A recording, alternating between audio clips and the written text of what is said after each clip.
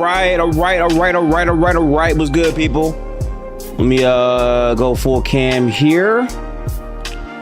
Yo, let me turn on the music a little bit. Where my audio levels at? Mic test. Let me know if I'm good in the headphones. We'll bring that down like right about there.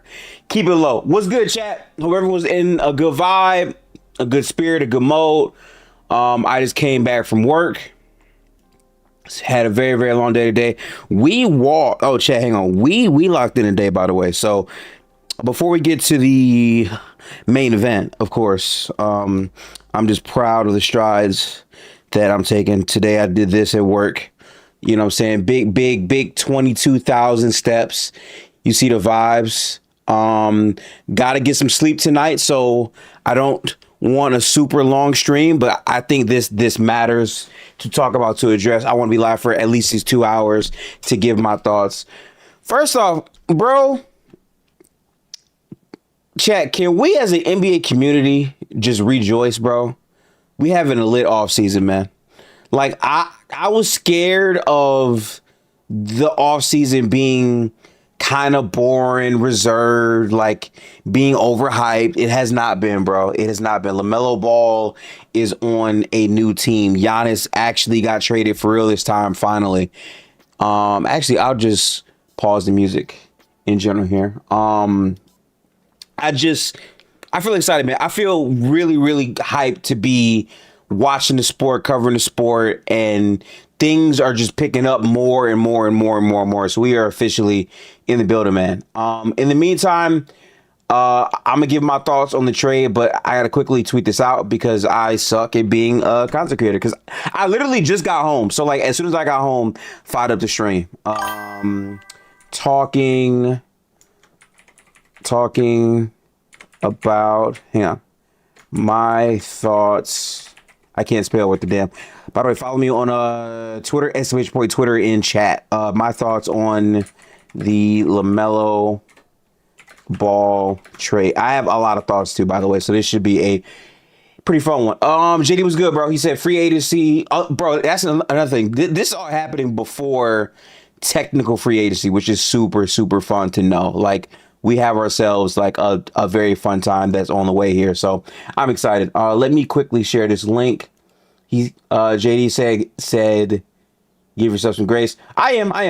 I used to crash out, and I feel like my main thing is just not lying to people. Like, if I say I'm gonna do something, I try to do it without tiring myself out. Cause like, bro, initially I was gonna be like, all right, I'll do the stream today, and then tomorrow I have a full. No, like now I'm scheduling things, and as long as I'm consistent, I'm chilling, chat. Like that's truly how I feel. Hang on.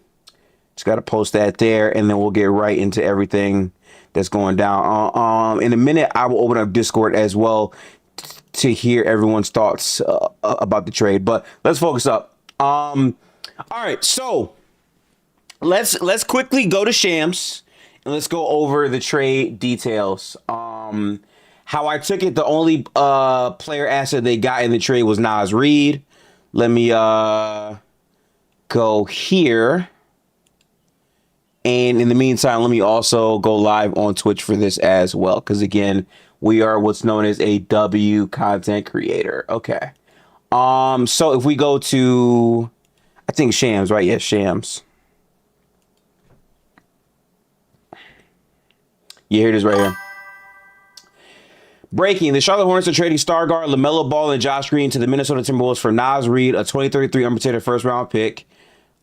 3 first round pick swaps, so that's 28, 29, and 30, and 3 second round picks, 29, 32, 33. So it might sound like a lot because of the paragraph you put out, but in reality, the only concrete thing they got are the 3 second round picks, the unprotected 2033 first round pick, and 3 first round pick swaps. The swaps are not guaranteed to convey. They would essentially have to be a worse team. But also, there's other details with those swaps, which I do want to get to. But real quick, let me just copy and paste the stream title here so I can have this up on Twitch as well. So give me 1 second while we get that up here. Now, this is very important because there was a lot of hot takes I saw on the timeline about this shit. I feel like a lot of people were just hating because they don't like LaMelo. I'm not gonna hold you, bro. Like, I do feel like the racists come out a lot when it's time to talk about LaMelo Ball. I'm not even saying he's like a great goated player, but it seems like a lot of people just have a hate boner for him, and it just feels kind of weird, at least in my opinion. We'll get to like the details of it, but off the surface, and just real quick, I need to copy and paste this title, and then I'll be able to finish off my thought here. Oh, she was good. LC, my dog, bro. We are staying consistent. I'm so mad because chat. I've never been more mad to be employed. Every time I have seen a trade in the offseason happen, chat, I have been at work. Giannis Antetokounmpo gets traded. I'm asleep because I'm tired of shit. Why? Because I work so much. He gets traded at work. I think last year James Harden, he got traded. I'm at work every single time. But we're officially off of work. We're here. We're in the building. It's time to get to these things. How I'm going to segment this stream. I'm going to give you my raw, unfiltered thoughts first. And then we're going to hop in Discord. And I want to hear from some of y'all about how y'all feel about it. So stay tuned. Exclamation point Discord in chat if you want to join the Discord. Lorenz was good. My dog. J-Rock was good with you. Junebug, how's it going? Family. Hang on. LaMelo. Also, I'm gonna be dual streaming this on Twitch as well moving forward. So hang on. LaMelo Ball trade thoughts. Get in here. Let me. Can I go full screen with this? I'm kind of bad at this. All right, done. I think that's good. So by this logic, I should just be able to hit live on Twitch, right? Yeah. Okay, cool. So then let's just go. Bam. Okay, all right. We should be live on Twitch and YouTube right now. I'm going to just reset the whole room. What's good, y'all? I'm Gifted Hoops. We are back for another live stream breaking down basketball. I was at work the entire goddamn day, so I did not have a chance to give my thoughts on the big blockbuster trade that just took place this morning. Just to recap, LaMelo Ball was traded. That's right, LaMelo Ball, the guy that cannot drive a car at a safe speed limit consistently, has been traded. I got to be real with y'all. When we heard the reports that Charlotte was entertaining offers for LaMelo, I didn't bat an eye because they've been actively shopping him before this because he wasn't playing basketball. So I didn't really think much of it. I didn't really think that like some crazy trade was going to officially happen.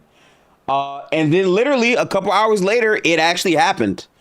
And I got to be real with you. I have some conflicting thoughts on this trade, in my opinion. But I'll say this much, man. Him being traded shouldn't surprise you. The timing of it should surprise you. Also, I think the return, a lot of people are completely split on. So, just to recap. Breaking news. The Charlotte Hornets are trading star guard LaMelo Ball and Josh Green to the Minnesota Timberwolves for Naz Reid, a 2033 unprotected first-round pick, 3 first-round pick swaps in 28, 29, and 23. JD, appreciate the gift. Shout out to the Clover Jewel. I appreciate that. So, yeah, a 2033 unprotected first-round pick, only one of them. 3 first-round pick swaps, which we'll get into the details of what the exact swaps are. I think I bookmarked a tweet earlier about that. For 2028, 29, 2030, and 3 second-round picks in 29, 32, and 33. All right, so first things first, right? And in chat, Junebug said the drama, if he doesn't clear medical, will feed generations. Yes. So here's my thing about this, right? I am over the moon that a team like the Minnesota Timberwolves were able to get LaMelo Ball. First off, my thoughts on who LaMelo Ball is as a player. I think LaMelo Ball is the definition of a prodigy. I think LaMelo Ball is Dr. Jekyll, Mr. Hyde. He has greatness inside of him. I think his creativity as a player enables him to do so many high-level things, but he has to rein that shit in. I think both things are true. I think the perfect game to tell you who LaMelo Ball is the playing game they won over Miami. Because he was so dog shit in that game, but he was so otherworldly great in the game at the same time. Legitimately. Like, that is who LaMelo is. You're going to get some great things from him. You're also going to get some bad things. But he's a very fun player, and he's still young. He's only 24 years old. But here's my thing about this, all right? So, I have been watching Charlotte chat. And I hope to God we get some Charlotte fans in the chat tonight. I hope so. Also, I need to pull up Caster Labs to make sure I can read Twitch and YouTube chat. So give me a second while I pull it up so I can be the best content creator you've ever seen. In chat, that dude said, man, send Josh Green out for PJ Watson. Oh, that dude, hey, shout out to my dog for knowing hoops. Because I swear to God, the first thing I thought of was they got to get PJ Watson. I'm not the only one, but okay. Let me find Caster Labs. Is it here? It is here, but I don't see the chat updating for some reason. Oh, hang on. Widgets and alert. Is it settings? Might be settings. Hang on. Settings, accounts. Oh, that's why I'm logged into my gaming channel. Hang on, let me disconnect that, reconnect, and then hop onto the main account. And then we'll be able to read both chats in one so I can actually read what you guys are saying. Hang on, continue. Okay, the circle's loading, and I think we are connected now. Okay, cool. All right, so I should be able to read exactly what you guys are currently saying right now. I don't have an active, that's just cap, though. It's not sure. It's right there. All right, YouTube should be updating soon, but it's fine. I have both of the chats up here. All right, I'm gonna read now because you guys are putting a lot of things in chat now. Okay. In chat, E. Gibson said, not surprised Melo got moved or Giannis, but Randall back in New York, I don't know who saw that coming. Yeah, that's the thing about this, right? Like, even if you're not surprised he got traded, the quickness and how fast it happened, like, normally there's like a murmur and then some weeks pass and then it happened. This basically happened in like a 36-hour period, which is insane. So yeah, that was definitely crazy. In chat, Zach Attack said, hot take, I don't think LaMelo could contribute to serious contending basketball. His flaws are way too large to ignore, and he might just detonate the Timberwolves. I do not agree with all of that, and I'll get to why in a minute. In chat, Junebug said, I straight up don't think they have enough cap or assets to sign/trade for a proper forward. That's my main concern. All right. So let me give y'all my origin story as a LaMelo Ball truther. Okay, so listen, chat. All right. I love the Ball family. When they were at Chino Hills, and it was Lonzo Ball and LaMelo Ball and LeVar Ball, and last but not least, LiAngelo Ball. That's right, all the ball, so many balls, right? When they were all there, I was really fucking with like the story of the family and like them having shoes and all that type of stuff. Like, I was rolling with that.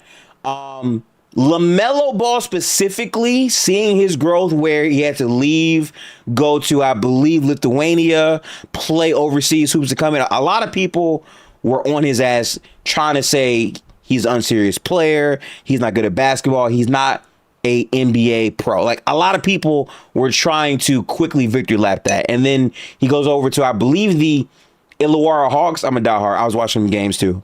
I was bugging out. And then he gets drafted. And then he goes to Charlotte. And I think we have to address this situation, chat, with context and honesty. I'm not here to glaze LaMelo. I'm not here to dick suck LaMelo. I'm here to be honest about the player that we are talking about. In chat real quick, Tom, I think on Twitter said Kyrie will be the next big name PG to move teams. I expect the Raptors to be in on him since they were in the LaMelo sweepstakes. Not a bad take. Also, I think Masai has former ties to the Raptors, so maybe, but also he might not focus on him because he got dismissed, so I don't know. But anyway, long story less long. So he gets drafted to the Charlotte Hornets, and I mean this sincerely, bro. He is on a team that is not good. Like, the team just wasn't good. And he had a pretty solid rookie season. I think he won rookie of the year over Ant, which like the whole best part about this is the fact that LaMelo and Ant been on the same teams and they were in the same draft is fire. You got 2 top 3 picks, and I'll lower the volume of that if that's a tad bit too loud, but appreciate the sub. Yeah. LaMelo Ball and Ant playing together is insane, considering that they're both top 3 picks from, I believe, the 2020 draft. We're not going to talk about who the number 2 pick was because I'm a Warriors fan and we just don't bring back traumatic experiences. But anyway, the team was ass. He was a very good talent, but unfortunately, the problem with him are the injuries. He was hurt a lot in his first couple of seasons with the Charlotte Hornets. If we go to Basketball Reference real quick, we can actually show you exactly how many games he was playing. That's the area that people don't address when they want to shit on LaMelo. It's just how he plays and his types of shots and how he drives, and all that's fine. You can do that, but the real issue are the games played, and this is why. If we go to this start here. So I'll zoom in to make sure everyone in chat can see this. And I am reading chat because I'm a W streamer. You know what I'm saying? Hashtag W give it in the chat. Rookie season, he plays 51 games. He was pretty solid in his games, man. I mean, dude, as a rookie, to average 15, 5, really 15, 6, and 6 is not bad at all. Valid. His next season, he actually plays 75 games and he makes the All-Star team. So he's an All-Star in year 2. 20 points per game, 7 assists. He has a season where he plays 75. That's insane for LaMelo Ball. Because right after this, it's just injury, depression over and over. Also, the team was probably the worst it's been in these years as well. And I see you in chat.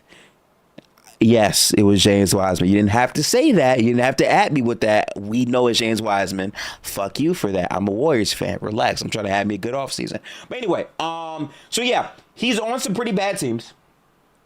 He jumps from 15 to 20 points per game to 23.3 to 20. Like, he basically gets better. But here's my thing with this, right? And this chat is my issue with the way people talk about basketball, specifically the NBA.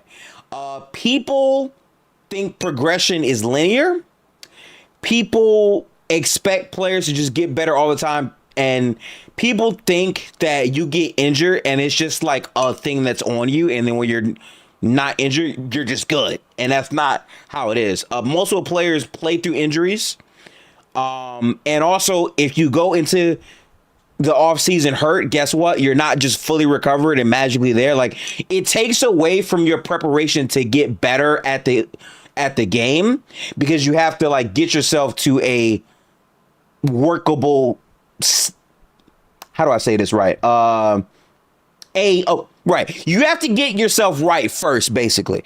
And LaMelo faced a lot of injuries. It kept him off the floor. But more importantly, the team just straight up was not that good. So after his 75 game season, he plays 36 games, 22 games, 47 games, 72 games. His highest games played since his second season was last year. That is a good sign if you want to buy high on the LaMelo Ball stuff. 72 games is very good for LaMelo Ball. Okay, in chat, I think E said the Wizards giving AD 3 years, 175. Whoa. Hang on.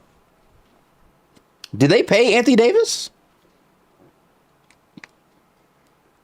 Did I miss that chat? Hang on.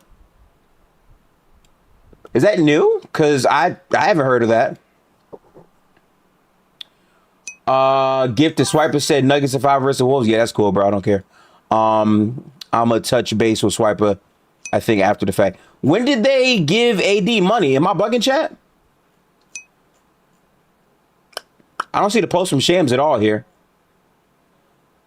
Yeah, so I'll just ignore that because it's going to get me off of the topic. Anyway, so yeah, essentially, I don't think LaMelo Ball was ever put in an advantageous situation to maximize his development as a player. Keep in mind, the Charlotte front office literally just changed 2 years ago.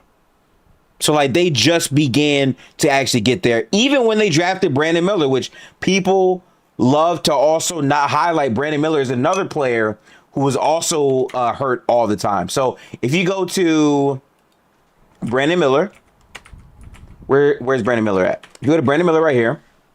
Brandon Miller played... Yeah, so he played 74 games his first year. He then plays 27 games total. I'm sorry. You played 27 out of 82 games, and you're looked at as like the second best player on the team for the most part. Like, I don't think it's fair to just dogpile on LaMelo when his second year he was an all-star. His first year he was a all the way like wet behind the ears rookie player. And then his next 3 years, he just has a bad luck with injuries. It just happened all the time. And then... Wait, hang on. In chat, Mars says it depends on who the Wolves get at the 4. Yeah, we'll get to all that stuff. Anyway, the point of what I'm telling you here is people saying that the Wolves shouldn't have done the trade because LaMelo is not a winning basketball player. I got a question for y'all, right? So when Charlotte was the best team in the NBA for like a 2 or 3 month stretch, was LaMelo not leading the unit when that was happening? Aren't the Hornets like 10 points per possessions better when he's on the floor? Was he not a part of one of the most efficient plays in basketball, which was the LaMelo Con 2-man game? Like, that was a thing. Like I feel like what makes me mad about this shit is that last year showed you LaMelo Ball can be a impactful winning player. They didn't make the playoffs, I hear that, but a lot of that is because early in the season, Brandon Miller got hurt again, so did LaMelo, and they were losing games. But once they got back, since January, they were the best team in basketball for the most part on both ends, by the way. Well, no. I think they were... Sorry. They were the best team in basketball. I think their defense was like 7th overall. The offense was number 1. Like, that's exactly what the team was. So, yeah, I don't know. Bum Slayer. He had a negative plus minus versus top 15 teams. Okay. I mean, that's a cool stat, too. But my point is, like, overall, winning player means winning player. That means if you're not a winning player, you are a negative to my team. You're a liability to helping my team win basketball games on a night-to-night basis. Like, that's what that means. I'm not going to go to the next level and cherry pick. If you call a player a losing player and you're not a impact player, that means when you're on the court, you do not impact the team to winning. And based off what he did last year, factually, that is incorrect. Now, am I saying he's a perfect player? No, I think LaMelo's a moron, but he's a creative moron. He does a lot of stupid shit. I agree. That's fair. But at the same time, the audacity of him doing that puts a different type of pressure on the defense. A lot of the advantages he's able to create is a huge part of why he has such value as a player, even though his play style is very erratic. Now, if you're saying to win a championship, you don't trust him, cool. I got no problem with that. But I'll tell you this much, and I'm going to look y'all dead in y'all face when I say this, chat. Be honest, by the way. I need you to spam yes or no when I say this. Gun to the back of your fucking head. If I tell you you have to choose between LaMelo Ball and Julius Randle to try to win, who are you picking? Gun to the back of your head. Be real. Be real. Gun to the back of your head. Are you choosing LaMelo Ball or Julius Randle? Which one is it? I'm sorry. I'm getting shot. Yeah, all right.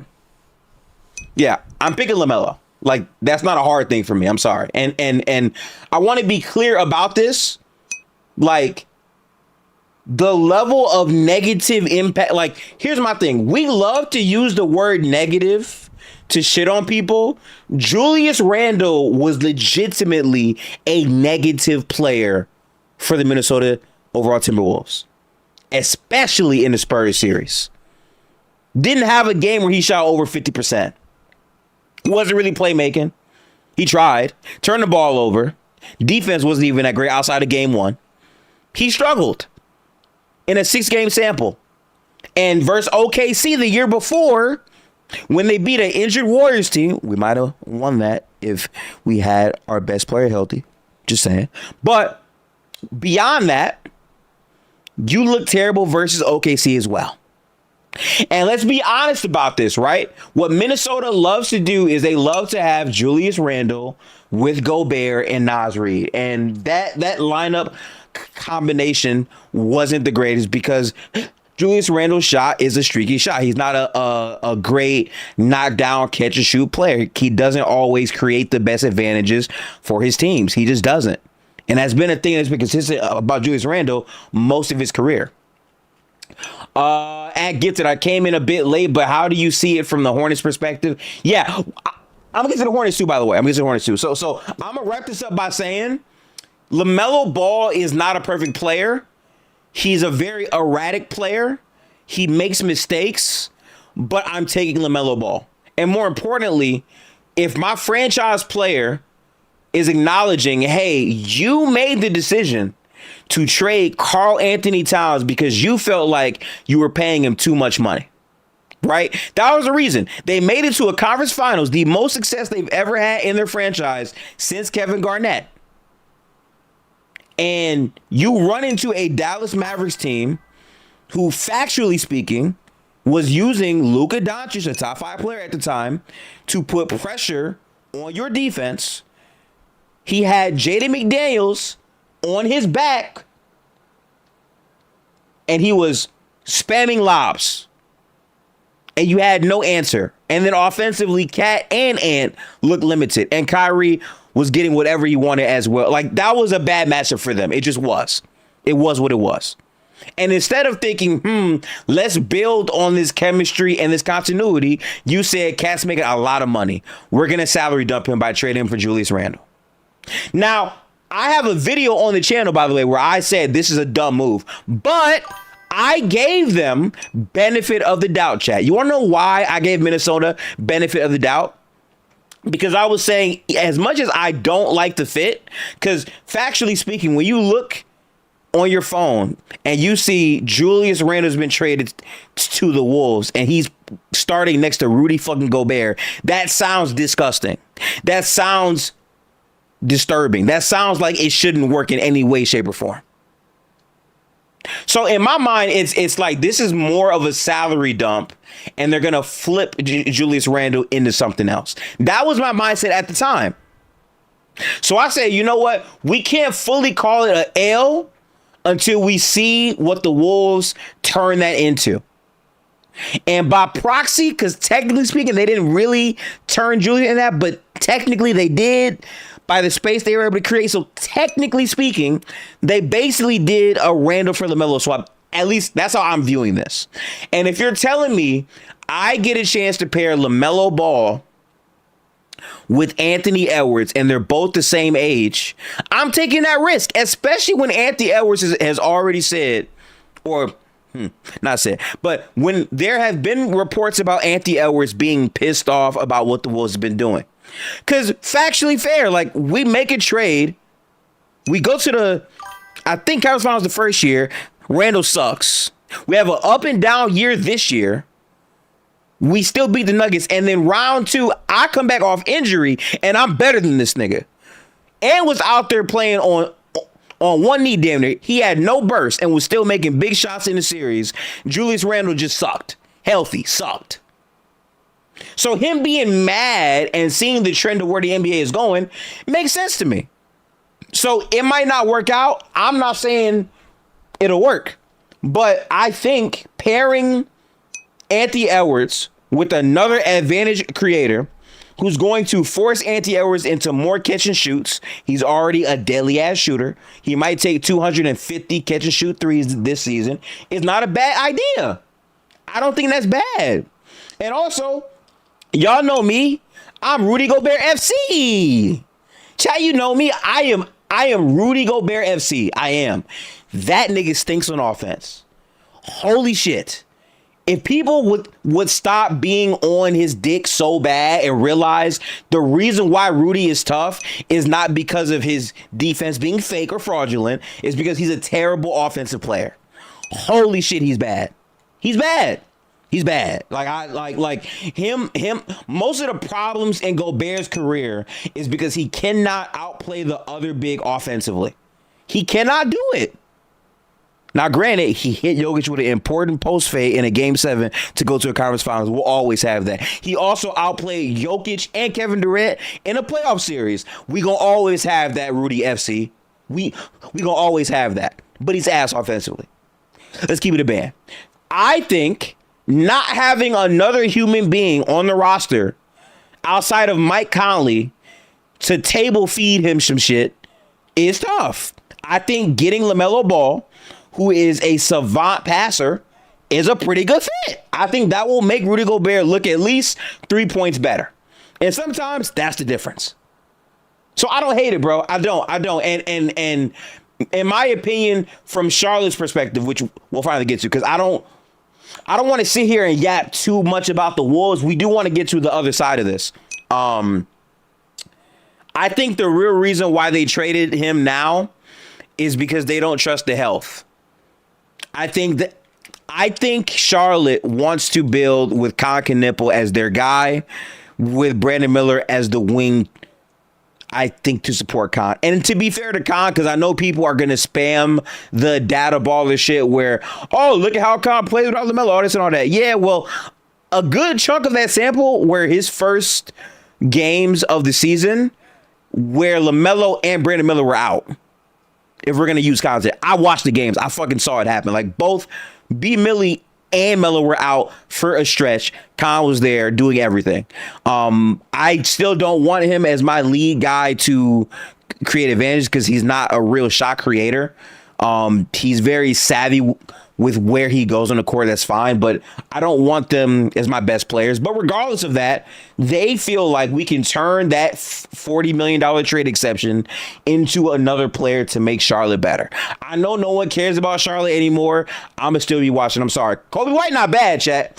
Chat, do we remember what Kobe White was doing in the play-in? Give me a yes or no in chat real quick. Do we remember what Kobe White was doing in the play-in? He was doing some unspeakable things. And I think he'll continue to play pretty well. And I don't hate their lineup, bro. I think Naz Reid at the 4 with Musa makes way more sense. That's a very good lineup. And you have Kobe, Brandon Miller. Like, I don't hate it. They need more, but I don't hate it. I really don't. In chat, Mars Fart Sports says Real Talk said LaMelo is better than Halliburton. Thoughts? I understand why he says that. I don't agree. I think Halliburton is a way more controlled version. I think LaMelo is more talented. I agree with that. I think Tyrese Halliburton makes way less mistakes and doesn't really turn the ball over. The problem with LaMelo is he can still have high overall turnover games, and his defense actually might be worse than Halliburton. So I wouldn't say that. But independent of these overall player counts, my bigger point is we got to be honest about this too. This is absolutely an example of a team going all in, because Minnesota does not have a control of their own draft picks until I think 2033. So it's going to be a while. But if I'm armed with the information that my franchise player is upset with how things are going, I'm Minnesota, which means I'm not OKC. I'm not some like really big market who's going to get some like fire free agents. Let's be honest. The way Minnesota gets good is through draft and through trades. That is it. That is how you improve. You already didn't have a crazy amount of assets before this regardless. So to trade that in for a 24-year-old who matches your timeline with Anthony Edwards, who's also 24, is not bad. Like, this is where I'm saying your two guys now, you just have to build for depth around them. And to me, that's through a player like Jalen Clark, potentially. That's through a player like, I would say, I would say sharp, right? Like these are guys that can turn into something for you. And then also Behringer, who I haven't seen much of. I think we should see more of him. I think during the regular season, that shit matters, bro. It does. Toe said, gifted. Why are we resigning old niggas? I ain't gonna lie, bro. Al Horford, 14 million was tough, but I think Al Horford's a pretty good player, so I'll live with it. It is what it is, you know.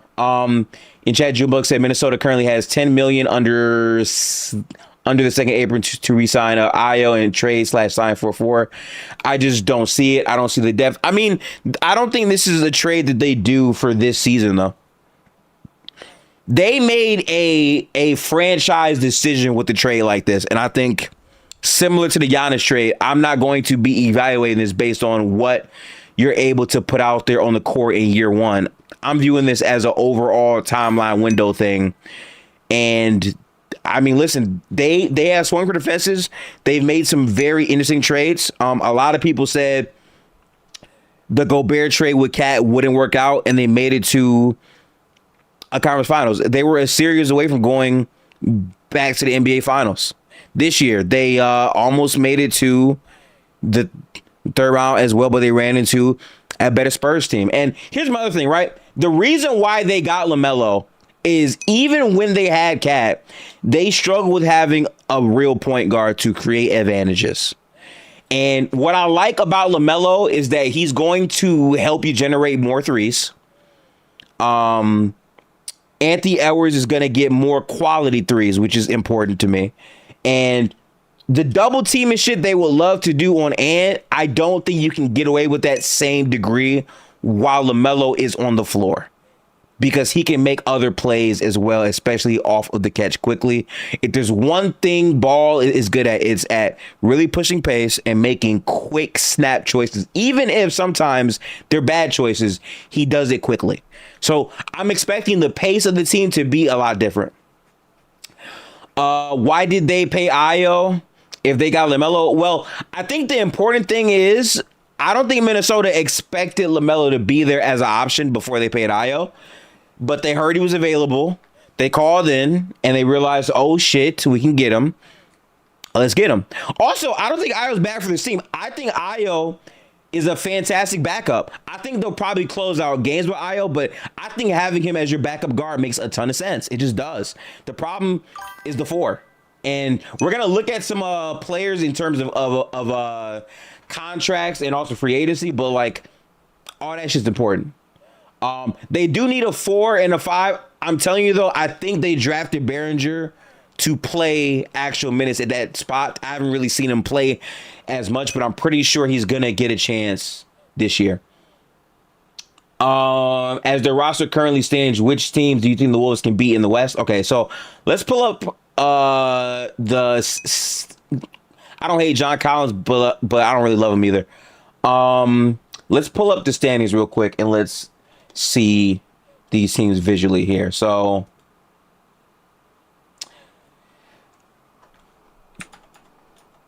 okay, so chat, out of these teams, they're not beating OKC with this roster just yet to me. I don't think they beat the Spurs either. I also just don't really want to do this now because their team is clearly not complete. They beat the Lakers. They beat Houston. I still think they beat the Suns. They beat the Clippers. A healthy Warriors, they probably beat. The size is going to hurt them in that type of series, though. I will say that. Say that stuff. We know the Pelicans aren't shit. I think the Mavs are young. I think the Grizzlies are in. Listen, at worst, they're at least a top 6 team in the Western Conference, and that's fine. Now, that's question, Lorenz. Do they beat Denver? Here's my thing about this, right?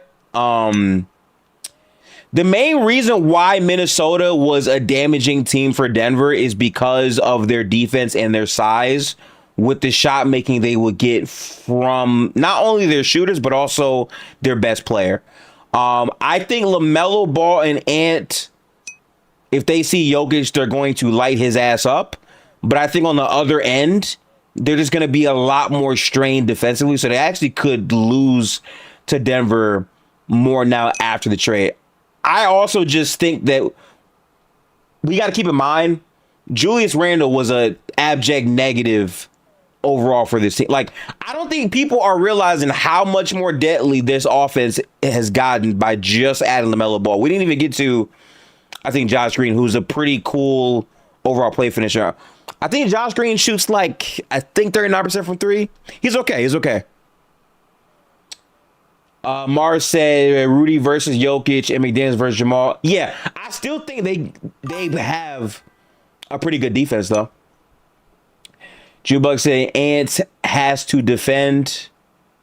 He tried this message. Yeah. Oh, and that's what I think about this, right? So we know Anthony Edwards has the tools to be a good defender. We've seen Ant be able to play pretty solid defense. I'm going to be honest, him having to do pretty much everything with the basketball is a part of why his defense hasn't been good. I'm not going to act like it's everything because his overall tendencies are not good either. That's fair to say. But having the ball less should open up more overall, I would say, energy to allocate to other areas. I also think, and again, a lot of you are going to groan, but I think LaMelo going to a defensive-minded team, I think LaMelo has the tools to be a solid enough defender. Even last year, he had moments where he was playing pretty good defense. My thing is, like, the pace of how they're going to play is going to be a lot faster. It's a lot more shooting. I think the ball is definitely going to move more. Like, I just like the idea of it, especially because Jaden McDaniels is now going to be really empowered more in their offense, which is dangerous when you have a player like LaMelo who's going to find him a lot more than Julius Randle would. Like, I like how that sounds. I agree with that, Lorenz. Yeah, it is tough not having Dante because Dante is literally like a knockdown shooter. So, like, I think having him for sure matters a ton. Oh, shit, what's good, Minnie? The fact that he's on a team with expectations now. Yeah, so listen, my problem with the LaMelo convos is a lot of y'all were not in this trench. A lot of y'all did not see the beginning stages of Diabate or how this Charlotte team turned things around. Because I was watching them a lot last year. And the main reason why they were like 2-17 to start is because literally in game 3, Brandon Miller got hurt. He missed I think 17 games. I know this because I had Brandon Miller in my fantasy. By the way, if there's anyone in the chat who wants to be a part of the Gifted Hoops Fantasy League, let me know. This is only for serious players only, ball knowers only. There is a $170 entry fee. The grand prize is $1,000. If you're interested, DM me on Twitter. Hashtag @GiftedHoops_ on Twitter. Anyway, with that out the way, though. So, yeah, because of that, they had a piss poor record, and they had to play, I think, a lot of catch-up. But they were a dominant team from literally January 1st to pretty much the end of the season. That means something to me. But even if you zoom out from that, the thing that people have to remember is they're trading that because Randle was not long for this team regardless. Randle was a salary dump who was disguised as a player. They just did not want to pay Cat. Randle was not meant to be a long-term thing. They were always planning to turn him into something else. Randle was literally a stopgap player. People have to understand that. So Randle not being here anymore makes sense. That's fine. LaMelo is a player that could potentially be the full-time replacement. He's the point guard of their future, and these next 3 years are going to really dictate how much he should be in that mix, but that's what they're trading for him for. He's very much so viewed as a star for this team alongside Ant. He is the core with Anthony Edwards and Jaden McDaniels moving forward, and I think that's a pretty good core because you have a amazing defender who's a great overall POA.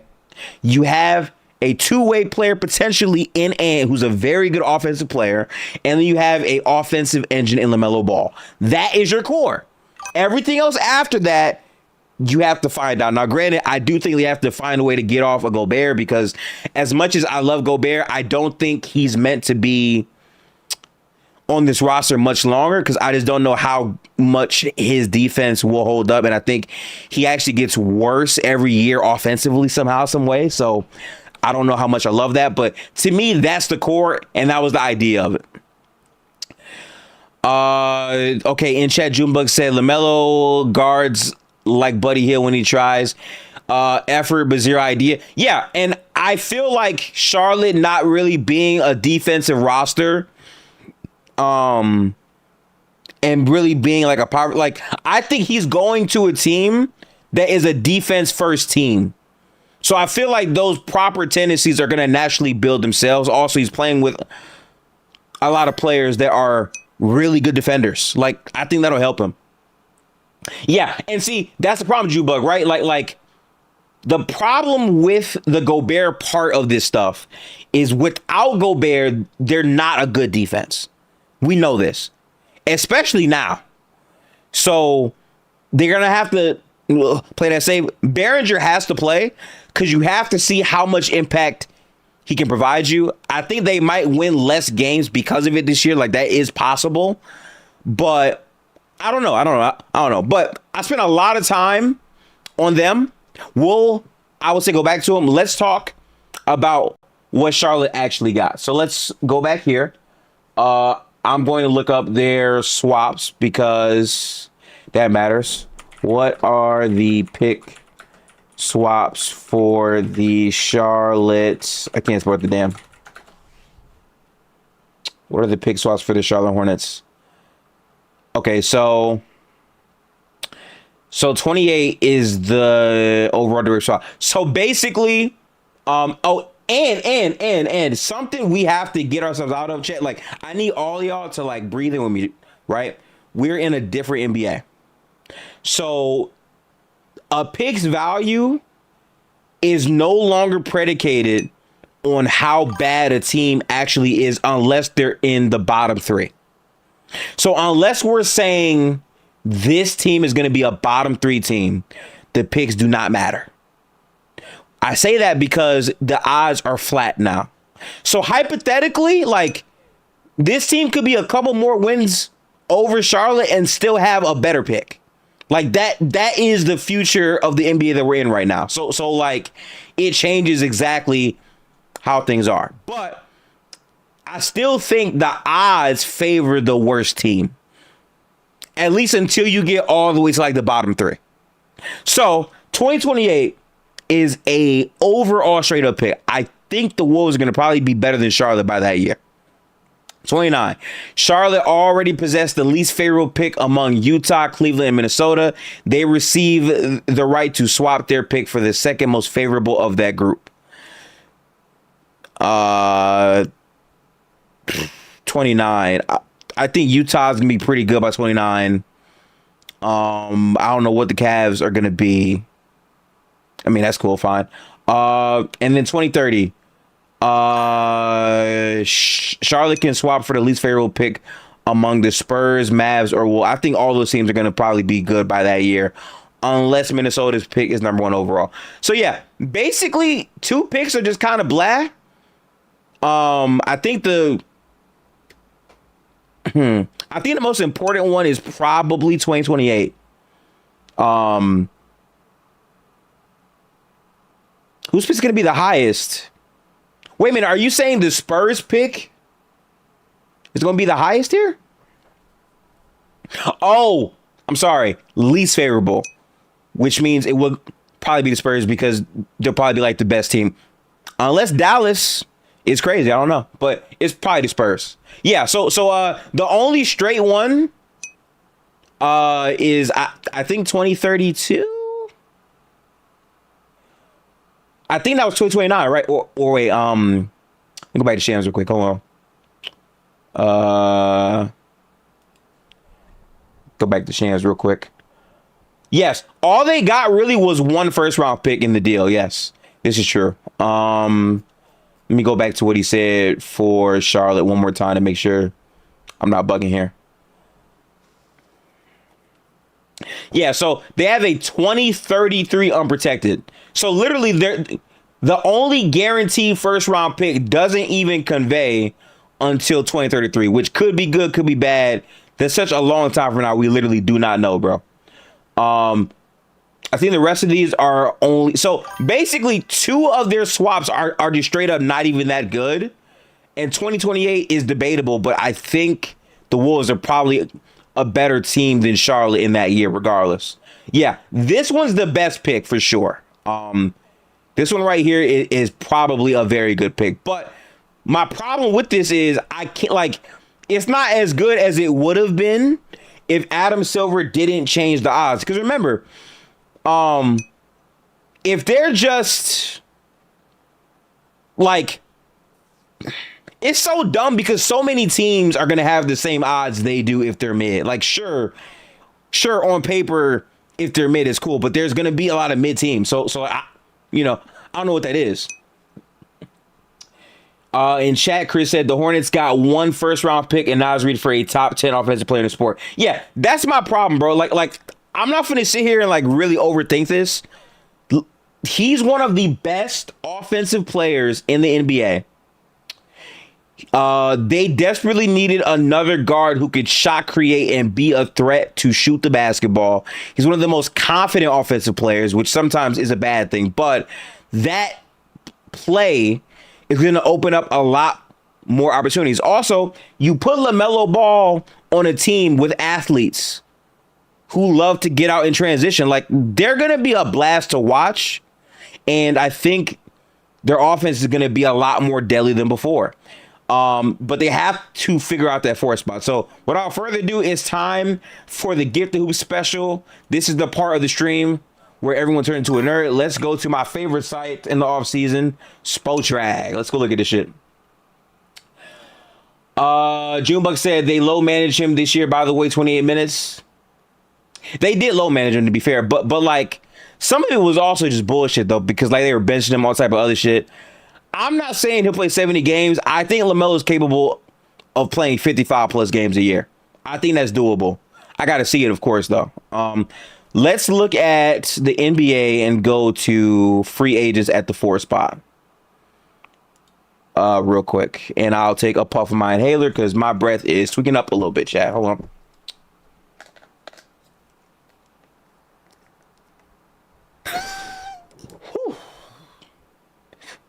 That was a good one. All right. Good. Okay, so now, power forward, let's go. Is that it? Is he really the only 4? Okay, let's go forward in general. Oh, I didn't click available. Yeah. Okay, boy. I'm about to say. Okay. And by the way, I do think he'll be good next year, by the way, too. So you got LeBron James, who is unrestricted free agent, which, by the way, I would love to see LeBron on this team. I would love that. Porzingis, I think he's working out a contract with Golden State. He's also another player who gets hurt all the time. Tobias Harris would not be bad on this team. I can't lie to you. I don't think LeBron would take less, though. John Collins is a solid person to pick up. I don't love John Collins, but I think athleticism and some shot blocking he can do. I want like a knockdown shooter if possible. Like, so like chat, I want to get as close to Naz Reid as possible. Draymond not going nowhere. That should say Jonathan could make a chat. Fries in the bag. Barnes is probably out the league. I'm not gonna lie. Rui Hachimura would be a fucking blessing for them. That's a good 4. I think that, so like, I think LA is gonna probably extend Rui though. I don't know exactly how much money they have, but I think Rui would be really good. In chat, Chris said, I think they would rather, yeah, they would definitely want a defensive 4 or more for sure.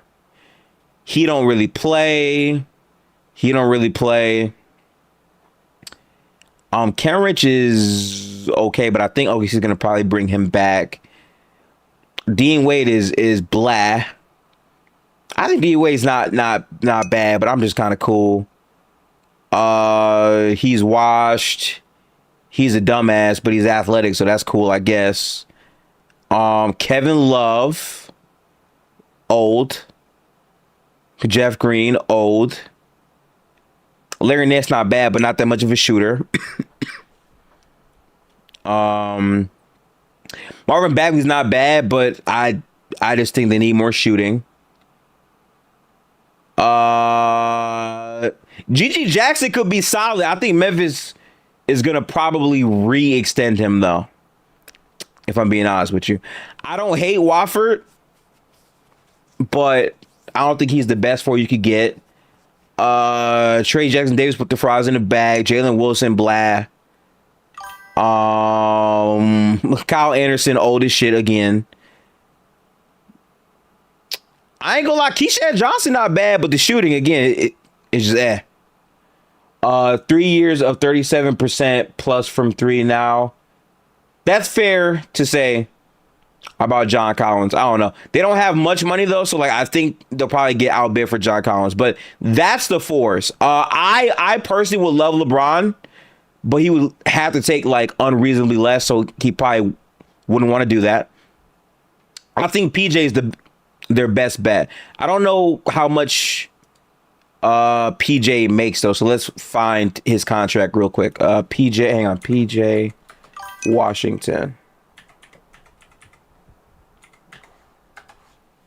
LeBron is going to Miami. Fries in the bag, buddy. Hate to tell good people bad things. That is not happening. He makes a lot of money though. How they gonna get PJ? Junebug said, okay, try to trade for him. I think there is a trade machine on this site. Let me see. All right, so if I'm the Wolves and I'm trying to trade with the Mavericks. We want PJ. Did I click him? Oh shit, no, yeah. So send PJ to Minnesota. He said trade Dante. Oh, I'm not gonna do that because they said they're not. So like they don't want to trade Dante. So like I'm gonna try to be realistic to what they're trying to do. How do I go to the other team? They haven't updated this because Randall's gone, so that's kind of bad. I don't know how to fix that. I mean, what other money do they have going out?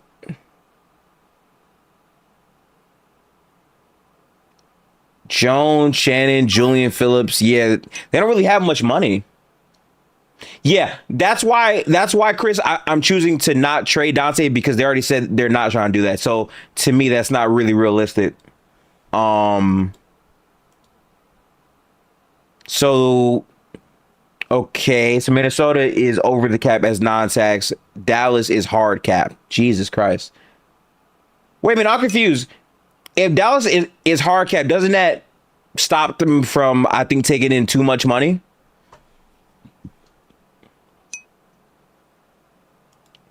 So then, where is, yeah, I can't even send out green because they haven't updated the teams yet. I don't know why they're this slow because this trade happened this morning. So like, I don't know why that wouldn't be updated.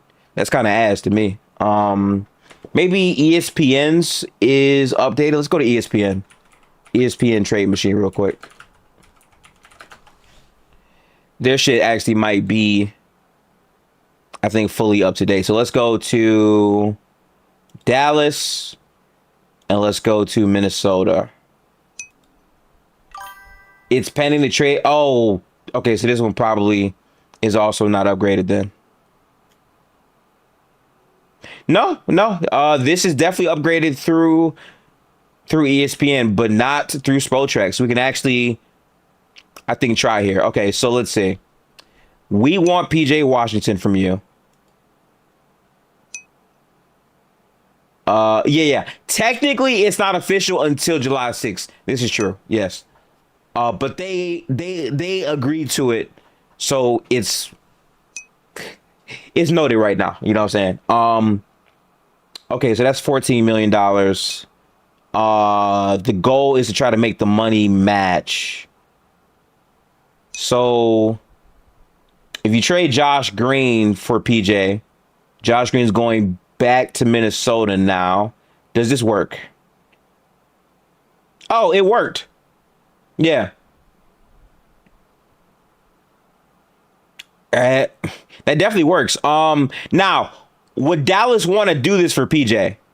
Because I think Dallas might think they can get better value for PJ. I don't know if the league views PJ as like a negative asset, but I want to walk ourselves through every overall situation.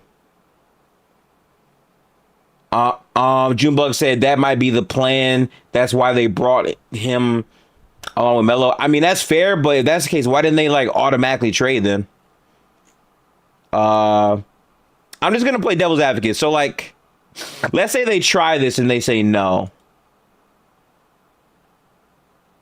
You could also trade.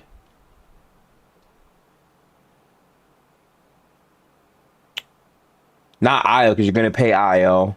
I don't think Dallas will want Bones. They might want to have Terrence Shannon, but again, he's not even making that much money. They do the individual trades, then conglomerate them before the deadline to make the money work. Yeah. Jalen Clark, Julian Phillips. I feel like the Mavs would want to do this though, because PJ is on a 5-year deal. Josh Green is on a 2-year deal with less salary. So that's probably a feasible trade. My thing is like, if you're the Wolves, are there draft picks you also have to throw in there or no? JD, appreciate the gold coin, bro. So five. Oh yeah, I forgot about that. They can actually extend this to be a bigger trade, I think, to then get the 4 they need. So that's also a thing. Yeah, so that's fair. So yeah, I want to go back though. So back to the Charlotte part of this though. My thing is, if you're making a trade like this where you only got one confirmed draft pick from it, and you got Naz Reid, you essentially have to hit in the draft or hit in your other trades. Okay. In chat, Chris said, I think PJ is a really good player, so the Mavs will probably want some draft capital, a young player. That's what I'm saying. Like, I think you would have to include one of Terrence Shannon or Clark, and I think they're going to probably want to have Terrence Shannon because he had a 30-point playoff game, basically. So that's probably what's going to happen. I don't know if that's too much for Minnesota. They probably don't want to give up Terrence Shannon because they see something in him. But again, he's barely played like actual real minutes. So I think that's definitely up there. I think PJ's good. I think Dallas wants to get under the cap. And by trading PJ, you would be able to do that. So I don't know. I think Dallas is very much in like a chill mode because they don't have their picks right now. So why be over the tax if you're going to be bad as well? I don't really think that makes much sense. But let's go to Charlotte, though, because I do want to pull them up. Charlotte. Hang on. NBA, Charlotte, Hornets. Where are you, Charlotte, Hornets? Here. Boom. Chris said, well, between Io, LaMelo, and Ant, TSJ is kind of stuck. I view him as more of a 2-3 backup. I think Io is going to be like the backup guard. I think they'll view him as a guy that can play the 2 or the 3. And that's going to be okay because he's strong enough to do it, I feel like. But if it came down to it, they probably would trade it for PJ because it makes more sense, I think, to have PJ and you still have Clark, who could also play a similar role, maybe. It depends on like what they view the floor is for them as actual players in the rotation. So that's what that would come down to, in my opinion. Okay, so you have Kobe White and Naz Reid. Yeah, Kobe White is a good player to me. I don't hate that. I think Miles Bridges is probably gone. If I'm being honest with you, I think Detroit might try to sign Miles Bridges instead of Tobias Harris because he's the younger player and he could play the 3 or the 4. I think realistically, the 3-point shooting might be less consistent than Tobias, but the downhill is going to be more consistent. So I actually wouldn't hate that either. Okay, Chris said, not gonna lie, I did not know THJ is 6'6", but I still think the Wolves would be okay with giving him up if it meant they were getting a really good 4. I hear that, Chris, but like I will say, I think what we've seen him do in the playoffs already, and I know it's going to be, gifted Jokic's defense, but it was still in the playoffs, and he shows you really good signs. He's also a pretty solid defender. Like, I think they might want to see that through. I think if they had no other option, they probably would do it, though. Yeah. Oh, no, you're right. I forgot about that. He's not a free agent yet. It's the next season. They can't trade for him. Actually, hang on. I can do this here. So let's do Detroit. Where are the Pistons at? Am I blind? Yep, here. And let's do the Charlotte Hornets, which are here. And let's see how that looks. So if we say we want Miles Bridges, send him to Detroit, and Detroit wants they don't have Tobias on the roster anymore, right? Nope, he's gone right now. Okay, so okay, Jubuk said, I'm looking at their assets and they have a single first round swap left and some seconds. Not sure that's enough. Yeah, that might not be enough. I think for PJ, I think that's fair to say. Oh, does this work? Chat, if you're Detroit, are you open to trading Ron Holland, I think, for Miles Bridges? Would you do that? I think you might need one other player to make that work. So like, I think they want to keep Duncan because of the shooting. They already traded Isaiah, so he's gone already. Maybe Karis LeVert you trade. In chat, Jumbo said Duncan is kind of redundant if they get Hero or Powell. I think Hero might be staying on the Bucks. I don't know. Chris said it's just been reported Mitch is unlikely to come back. Damn. At least he got the chip though, Chris. That's fire. Yeah. This trade machine is not currently up to date, bro. Let's fix this shit. Team 1, let's go Detroit. And team 2, let's go Charlotte one more time. I kind of like Reed for like 5 months, good contract. So we want Miles Bridges, and Detroit will give you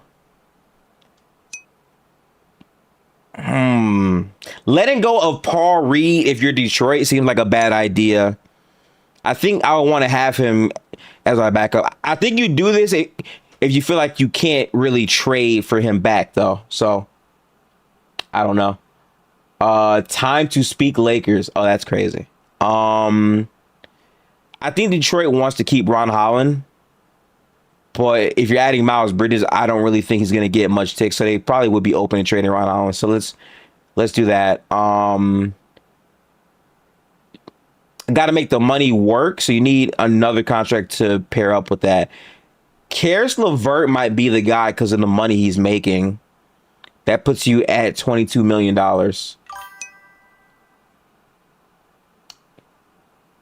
But would Charlotte want LeVert back? That works though. No, I don't disagree, Chris. I'm just saying if you don't have Tobias Harris back, you need a 4 to replace what he did positionally. I think they're gonna probably try to make another trade for Trey Murphy on the side. Also, Detroit has their picks as well, so that does kind of matter as well. Yeah, he will want picks. You're right about that. This is true. I don't know how to add picks on this shit. I don't think they're gonna let you add picks on this trade machine. I don't believe so. Yeah, all I'm seeing are players. I don't see picks on the trade machine for ESPN. So honestly, it's too early in the offseason to be, I think, doing the trade machine. So yeah. Also, I do think trading Ron Holland is probably too much. Like, I agree with that. The problem is Ron Holland is more of a 4 or 3 type, and it's like, if you're adding Miles Bridges, Ron is not going to have an expanded role in general. So JD said use the Spoelstra. Well, the problem with them is they're not updated. So, like, they still have Isaiah on the team, and he's gone. So, like, I can't even use them right now. I feel like we should wait until the shit is over by, like, July 6th, and then we will revisit the trade machine conversations. J-Bo said Mabry got 50. What? Hold on. Because I have WNBA Elite, but I just want to check real quick. Max was good with you. Hey, Max, thoughts on the trade? I like it for the Wolves. I do. Crap. What team is she on again? Box score Mabry. Is she here? Let me see. Okay, tempo. Let me see. Mabry. She dead ass has 50. What the fuck? Chad.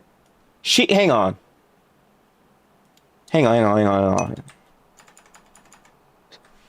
Bro, she is 16 for 25 in 30 minutes.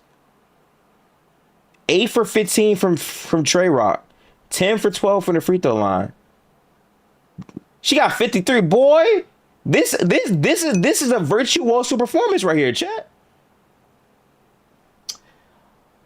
Okay, Max said, I love it. Hate to lose Nas.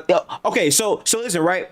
Here's what I said about it, right? So I think Minnesota loses their like big body wing identity a bit.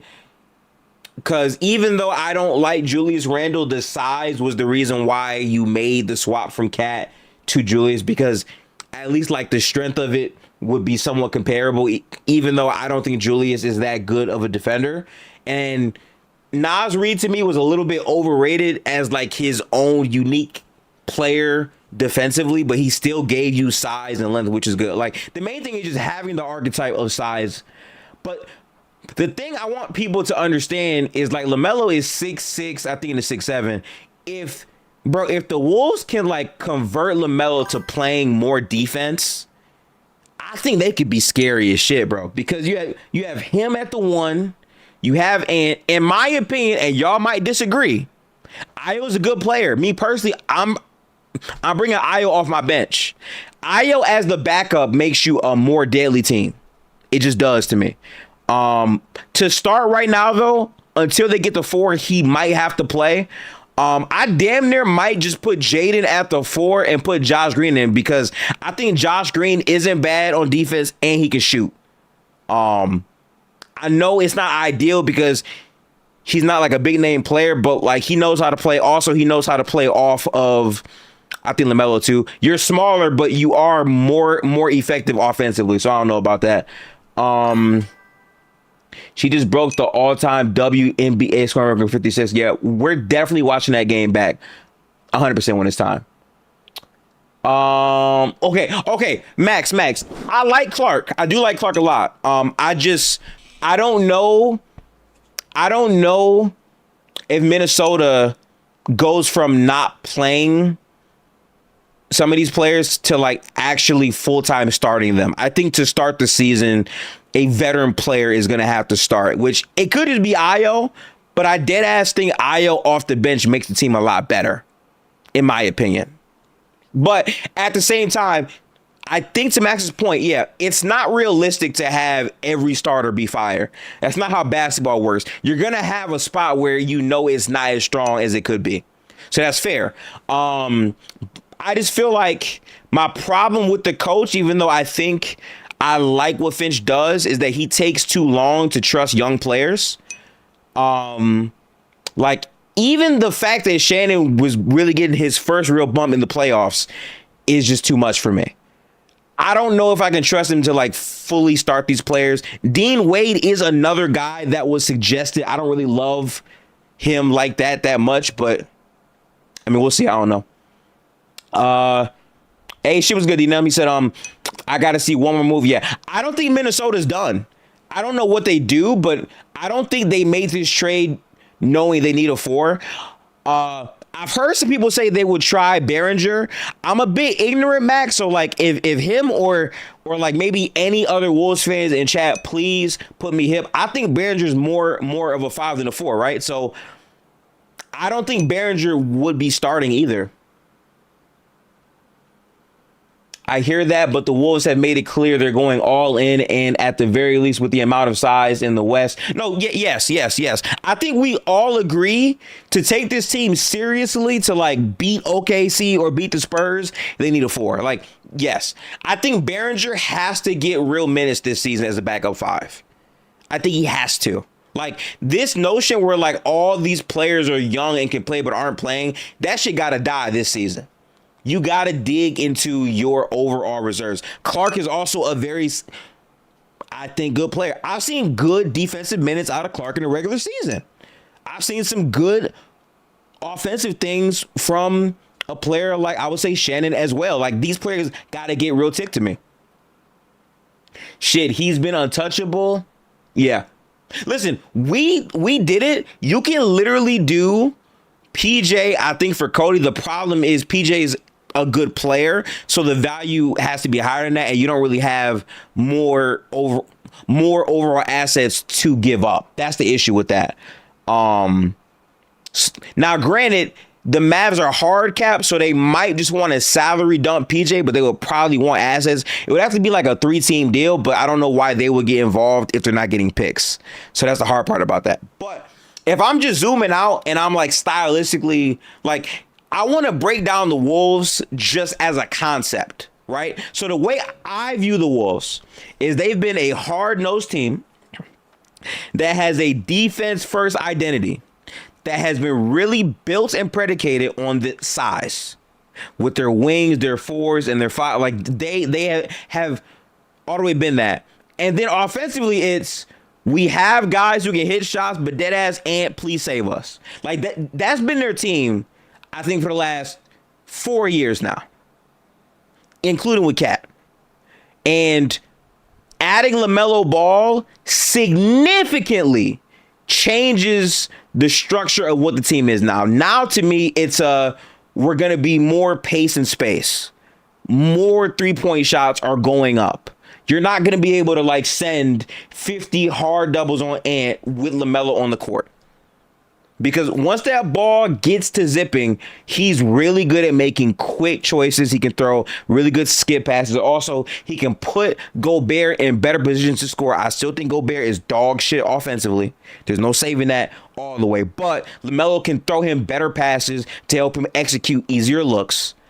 And I think that's their whole thing. My thing is this, though. Anthony Edwards, love you to death. You cold. You top 10. You a hooper. My nigga, you have to play defense this year. Cause like Ant can play defense. We're not gonna sit here and say Ant is not capable of playing defense. Ant was not good on defense last year. And to me, a part of that is because they have a please save me complex with Ant, to where Ant has to take so many shots and do so many things offensively. He's not able to have the right amount of buy-in defensively because of everything he's doing offensively. But That's also partially Cape because he also has pretty bad defensive instincts, especially off the ball. Both things are true, if we're being honest all the way. But what helps that is you maximizing possessions. Getting out in transition more times than not will help you not always have to be set all the time. If you have less possessions in the half court, that's less possessions where you need Ant to play good off-ball defense. In theory. You know what I'm saying? In chat, Junebug said, and also play drink. Yeah, that's the problem. Like I think LaMelo is going to change that part of Ant's game. I also think there's some very cool things they could do offensively. Like I would love to see a LaMelo, Anthony Edwards guard to guard screen. I'm not saying use him just like Khan because he's not that good of an off-ball guard, but using him in those roles sometimes would just make his life a lot easier. Also, you might get more mismatches for either LaMelo or Ant in the post, which Ant really developed his post game this year. I don't hate that either. My thing is like getting the volume of threes to like increase and go up more is a huge thing for them. If you're able to like get that rocking out, there's a lot of positive things you can do to create better offense. And that is like the biggest thing I want to really sink in for this team. This team is going to be more offensively tilted now. And in my opinion, this will be a hot take. To beat a team like the Spurs, what the Knicks have shown you, and I know there's going to be a lot of people saying, come on, Gifted, it's one team, anomaly, same thing, they play defense. Like, all that shit is fair. At the end of the day, you got to have guys who can get baskets. And straight up, having to have Julius Randle play with Gobert simply because he was on the roster and your best defense was always with Gobert. You had two players that didn't have to be guarded. That just was what it was. When you replace that with LaMelo and some different overall positional shooting, I think that gives you a very good dose of better offense, and that matters to me. In chat, Gibson said the Knicks were a vet team as well that gelled at the right time. Absolutely. I wouldn't at all push back on that. They were very much a team that had years and years of continuity together, and they had great talent and skill players with a closer in Jalen Brunson. That's how they were able to out-execute the Spurs. Also, a lot of CTE decisions from the Spurs as a whole, and also Fox was just dog shit. All of those things, and also Wemby missing free throws down the stretch and like not being the clean, structured offensive player we dream of him to be is why they lost. True. But if you go back to like how the Wolves played the Spurs in the playoffs, they had a chance, but their offense sold them. Every time they got the stops they needed, but offensively they were so piss poor and abhorrent. So adding LaMelo to get more threes up, generate more threes, touch the paint a bit more. You get a lot more creativity in the offense, which should make things better. The defense, you got to figure it out. That's just is what it is, at least in my opinion. So like, I don't hate that tilt from them because I think what the Spurs exposed is like, OKC had outlier shooting at the beginning from the players you don't expect to hit shots. But the Spurs were able to hold their own offensively in many parts of that series, and it was enough. You need to have enough. In chat, J1 said, let's not use a trans implosion as some sort of strategy tactic. If it showed anything, it showed how important. I mean, yes, but I don't understand. Like, if you watch the Wolves play the Spurs, are you going to tell me their defense is why they lost that series? No, like they actually got pretty good stop. Their offense was bad. Like they couldn't do anything because Randall was god awful. And also Gobert was really bad offensively as well. Like they just had too many offensive flaws. Now, I'm not saying you still don't need to have the side because you do for sure. You need both. But having a offensive tilt with your biggest weakness as a team being your point guard makes sense. I don't hate that to me. And let's be honest, we are currently talking about the LaMelo trade. A lot of people think LaMelo sucks and is trash and is young. I don't hate it, bro. it was good enough to get past Denver. Yeah, well, you're not building a team to get. You're not building this team to get past Denver, though. That's the problem. Like, yeah, that can work against Denver because they were so bad offensively. And also Jokic just couldn't really score. And then you had Jamal Murray getting clamped, I think, by Jaden McDaniels. But when you play a better defense, guess what matters more now? Your offense. And their offense was really inept, you know? In chat, Beyonce said, should the Spurs go get Naz Reid? Oh, absolutely. I don't think they will, but I think Naz Reid will be perfect on the Spurs. What the hell? Naz Reid on the Spurs next to Wemby would be crazy. That would be a movie. I just don't think they're going to get him, though. And they got the money to throw at him, but Naz isn't a free agent. So, like, if they want Naz, I think they'd have to trade him. And I don't know if the Spurs would do that. Nas to the Celtics, please. JD. No. Nas is a Charlotte Hornet, bro. I don't see it. And I will say what we're also learning more of is like you need a legitimate four. Like you need one bad, bro. I think OG was the 4 this year for the Knicks. Last year for OKC. I mean, Doug's really a 3. I bring up iHeart as the 4 there. Is Nas supposed to be on the move? No. People are just saying Nas because he's a good positional player who can fit on a whole lot of teams as a 4, and he makes sense as a player to go and get. But he's not on the move again. No. I'm gonna quickly send the bat signal out. I do want to hear from you guys now.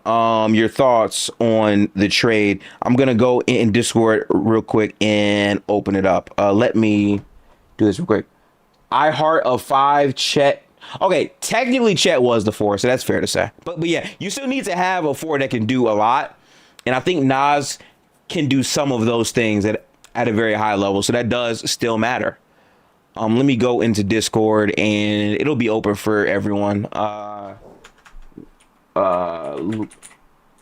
on. LaMelo Ball trade. Give me your thoughts.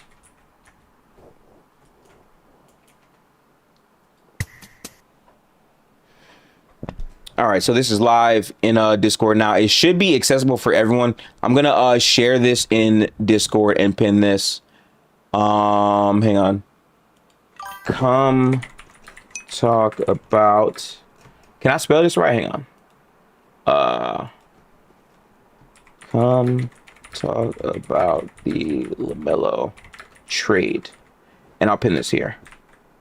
So that's there. If y'all want to tap in and give me your thoughts and takes on the trade, I'll be letting people up for this session. I think Chet functionally played as a 5 most of the season. I don't fully agree with he's just a 4.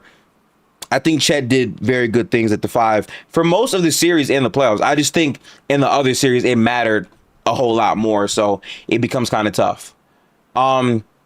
If you want to come up, there's a button at the bottom that will allow you to request a microphone. If you click that, you'll be able to come up and speak if you have any takes on the trade that went through. In the meantime, let me link this down here. Talking trade. Hang on, talking trade at Luke, at Shane, at Joe. Okay. All right. What else do I need to point out here? Yeah. So on the off chance that things don't work out, by the way, so there is an important thing that we have to say for that, right? So in the chance that things don't work out for the Wolves, my thing is this: you're not gonna have picks, but to me, I'm more so looking at what was the alternative. And it's like you could say they don't make a trade and they wait and they try to like see what improvement comes their way in the next year or the next year. But you could also say if they just did nothing and played out this season and just were not that good, that's another pillar that influences Ant to want out. So I just want to hear from y'all, like, what was the other alternative you think for the Wolves is my question.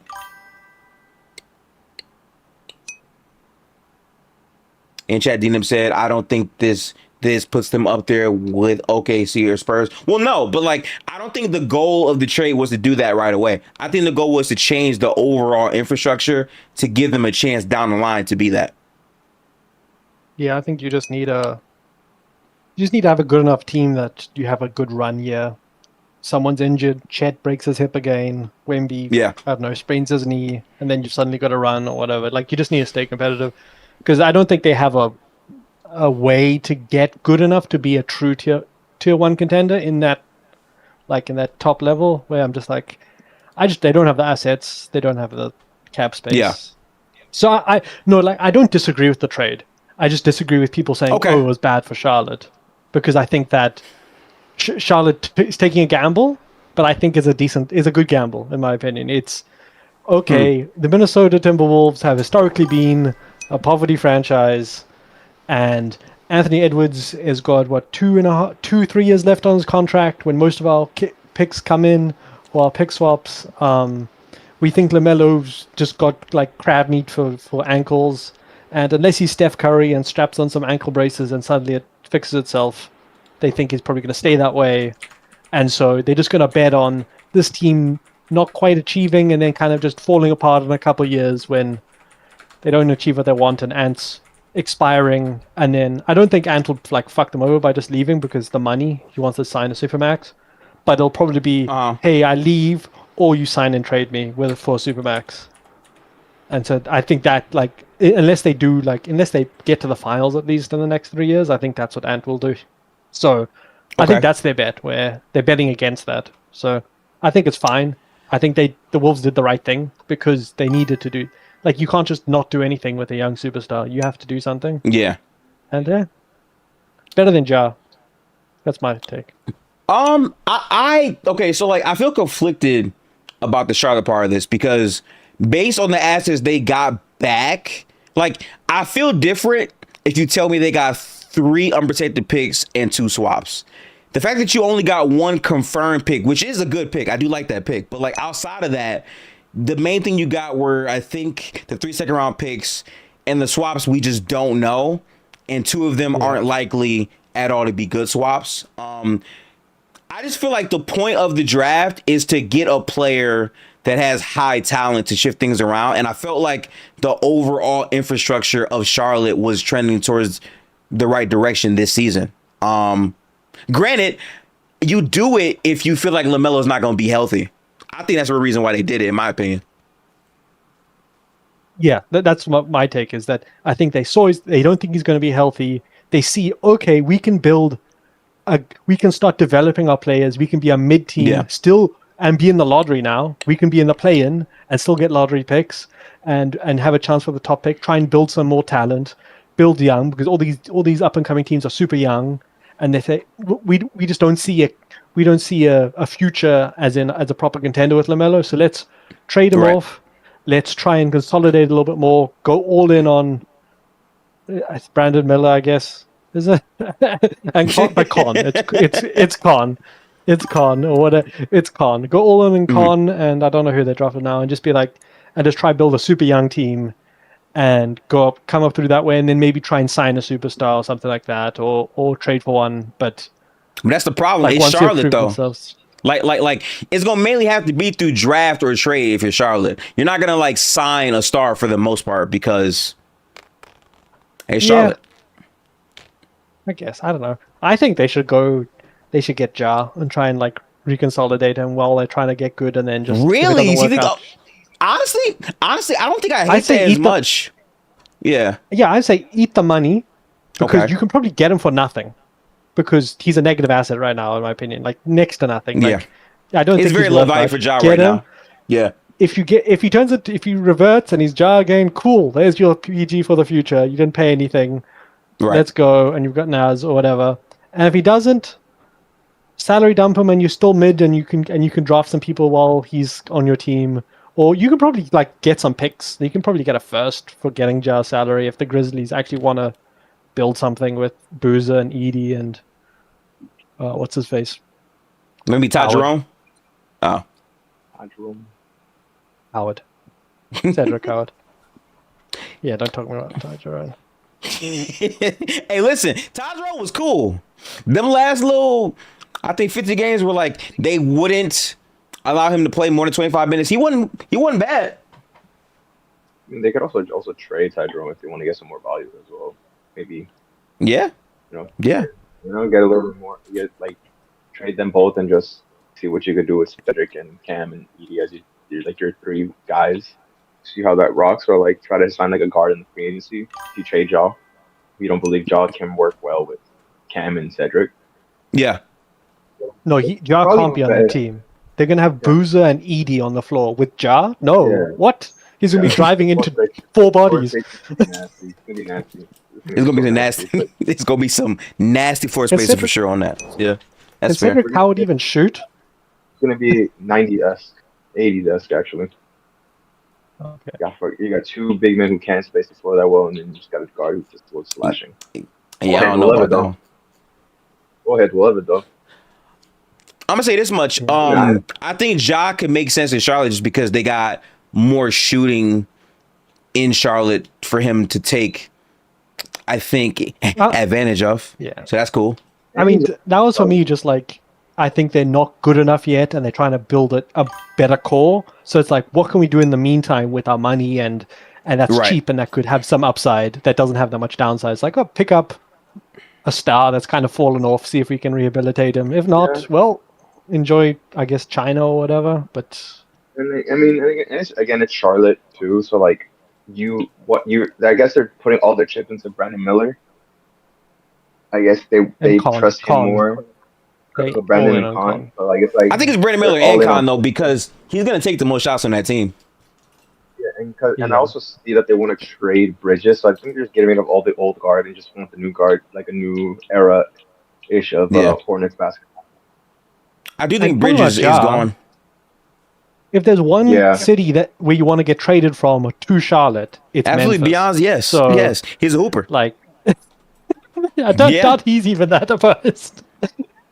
You're not wrong though. I'll live in Charlotte. And I just think Ja with his like athleticism will work well with Con and Brandon. Little lob there for them as well. And you could I've seen him jump. I watched Ja jump last year, and it didn't look as high at all. And I'm scared that it's like over. It's like. And if they do trade for him, their style line would be what? Ja, Con, Brandon, Nas, and Kalkbringer? The starting lineup? Or Musa's better. It'd be Musa, but like I think Kalkbringer's gonna be better than him though. I do believe that. I think they're both backups. That's my like long term. I don't see either of them being a starting 5. Kalkin and Diabat and Musa? Yeah, I don't see them as starting caliber big men on a serious team. Maybe on like a playing team. I'm gonna say this much, man. Ryan Kalkbrenner, before he went down, was second in the league in stocks, only to Wemby. I will say that, bro. Yeah, that was before he got hurt. I'm just saying. He's just so limited. But you never. He is limited. Yeah. He's like Cornette. He's like literally just like younger Cornette. Only thing is, he finishes at the basket though. Like. He does. Yeah, he has a little bit more like touch around the. I'll give him that. Like, Cornette just doesn't look at the basket. I don't know what's wrong with him. But Musa especially. Musa is like the same archetype as like Keita and like some of these. He's a hustle big, and I like hustle bigs. They're super cool, rebounding, so much effort. He's just small though. You put them in the playoffs, and it turns out, oh wait, everyone tries in the playoffs, not just you. Right. Everyone else tries, and then suddenly you're not getting all the rebounds because people are trying. Exactly. They're always best off the bench, and it's just like, yeah. They're great regular season players, but when it comes to playoff time, you want them off the bench because they give you energy when like you need it. Just go. They're the dirty work guys. But the trade was out of left field though, literally 24 hours out of nowhere, bro. I love those trades though, where like there's no build up and it's just boom, we traded this player. I love Yeah. that. I love that more than what Shams is doing, constantly just reporting this and that, or like they're intrigued, Oh, this or might happen. they're, Oh, but they're thinking about it. So Yeah. I want an over under like from they're you, Gifted. acquiring. Okay. Games played, LaMelo Ball. What you want? Where you at? I'm under 55. I don't think he's playing more than 55 next year. I think he's like 40s. I ain't gonna lie, bro. Give me 60, bro. For I think he who? plays 60 next game. Yeah. I think he plays 60. Melo. I think he plays 60 next year. LaMelo. Yep. Yes. Melo. I think he's like 40s, maybe high 30s. I think I he don't plays trust 60 this games shit. next year. I'll give you over 50. But like I don't know, 60. Okay. That's if he like becomes like what he said, like he gets Curry's like ankle straps and just becomes like, doesn't have crab meat for legs anymore and just somehow has, what's it called? The stem cells on his knee, on his ankles. That's it. Apparently that's what Kawhi did, apparently. Stem cells Listen, on his knees, Stem like, cells? not A lot of works a now. lot of athletes are doing Yeah. that recently. Hey, look. All I can tell you right now, right, is that Ant 100% of his shit is supposed to be out and came back within 10 days. That that medical staff actually might just be elite. Now that's just Nigga, drugs. don't compare an Yeah. alien to an Ace, come injury on, bro. prone bitch nigga. Now let me Oh my explain. God. something to you. Look at Let me Ace. Look at Ace explain with a something to you. negative vibe, bro. That's Ain't crazy. no fucking negative vibe, nigga. I'm here to tell the truth. Okay, The sure. Timberwolves organization, okay, I will give them this credit in the league right now with the CBA, you have to find niggas that you can kind of buy low on and hope they hit, and they're taking a risk. Now, I would not take this risk, but this risk, in theory, should maximize Anthony Edwards as a wing and a two guard. Like, this should maximize him to the fullest. So if this is about making Ant the best version of Ant, then they are doing exactly what they need to do. My problem is Ant is not fucking 20. Ant is like 24, 25. Fam, Yeah. you need to maximize the roster. And my issue is this nigga is not a winning player. You niggas will not convince me of it. You niggas, you can bring me all the metrics. I know what I watch. Okay, Y'all so I know can what bring you we've like seen. all the impact he brought last year, and like this wasn't impact. I thought he was I thought he had a good. This is what I'm saying, Gifted. You can say metric wise and like as a creator and as like a playmaker, he had a pretty good season. But if you actually look at his actual numbers and not the fact that he plays with Con fucking Knipple, you would see that this nigga is still like my point to you, Gifted, is all this shit seems cool until they're like the 3 seed or the 4 seed and the playoffs start and this nigga is shooting 30% because that's what's gonna happen. I hear you on that. I do hear you on that. I do hear you on that. All I'm like, because what I'm thinking, if it is whether he's there or not, just give me the fucking the Georgia nigga. Give me the nigga from Georgia and we'll make the playoffs and we'll be a threat. The rest of the roster just cares about how deep we can actually go. Ant. Oh, as long as you have Ant, okay. You're gonna make the playoffs. You're gonna be in contention or fake contention. I didn't need LaMelo Ball, but I got LaMelo Ball to maximize Ant. I'm just saying this dude's not gonna play that many games. And when he does play, if he plays in the postseason, I don't think his game translates. I don't think he translates. Maybe he'll stop taking running, 3-point shots that he obviously doesn't fucking make at a high percentage. Maybe he'll actually stop being, a make-a-wish mental kid on the fucking basketball. Make-a-wish mental kid. I'll take the threes. I'll take all his bullshit threes. He makes them at high enough rate. I'll take it. Whatever. He can't score inside the inside the line. He can't score. That's the real problem. He has. Yeah. He no, you know what? Mid-range. Nothing. The idea, but that's the issue though. Your idea that it's okay to take these running bullshit threes is why he doesn't play better inside. Why his shot selection isn't better inside. And it's a fair point. That's a fair point. I'm not saying his shot selection. I'm saying his shot selection. Bro, he has. Okay, so here's the truth. Every basketball player, right? Let's use my guy, Paulo, right? No, let's use Paolo for an example, right? Gifted. Paolo or Jason Tatum, they do not play the style to maximize their individual ability. That is shot selection. That is IQ to the game. That is finding the perfect spots to fit what your talent is. My point is this nigga takes running one-legged fucking threes. He's an unserious nigga, and you're like, oh, I'll take that. No, I want you to take regular set shots, bro. I would prefer you to play an actual point guard. I want you to grow up. You're next to a superstar now. The one-legged three. I prefer when he takes a one-legged three. Mad, I prefer it to him taking a midi because he's that bad at midis.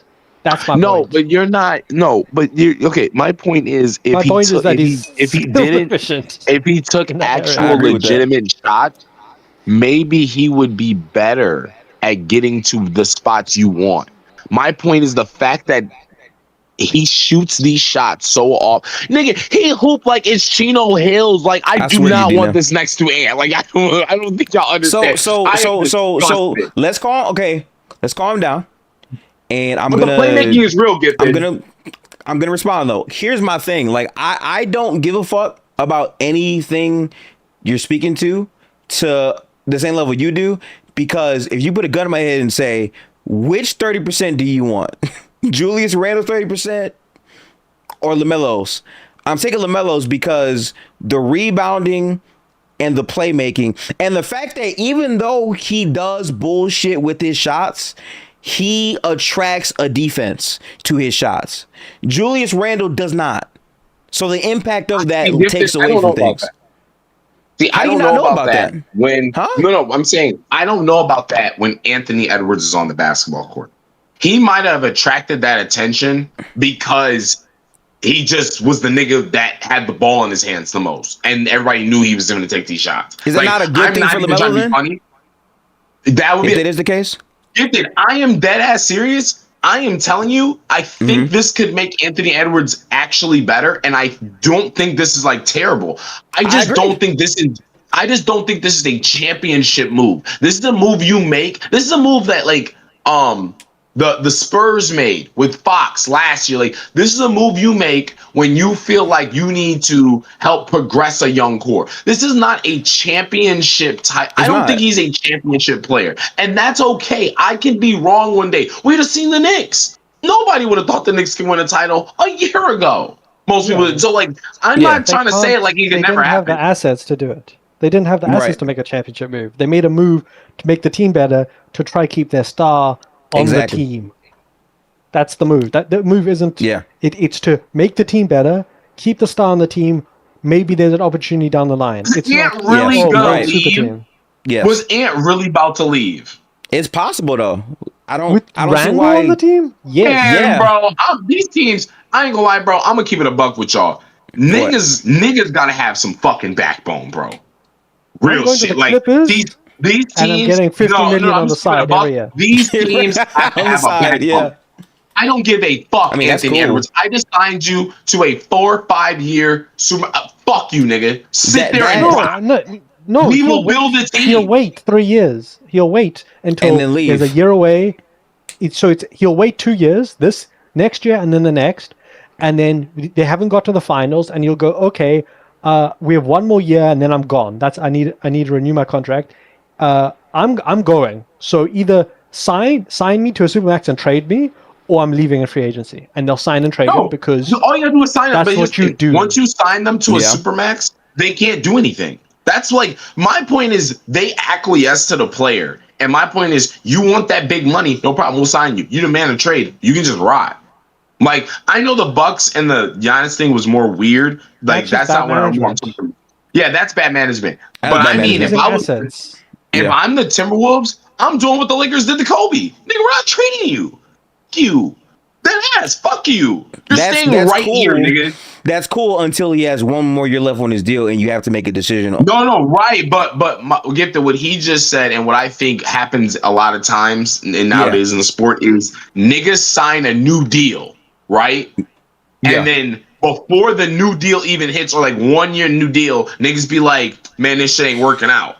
And my point is, if I am talking about a 25-year-old Anthony, like tomorrow, if for some reason Luka wants to get traded after signing an extension, fuck that nigga. You're staying right here. But like it's his third year of his 5-year deal. It's not like it was yesterday. No, it's his third year.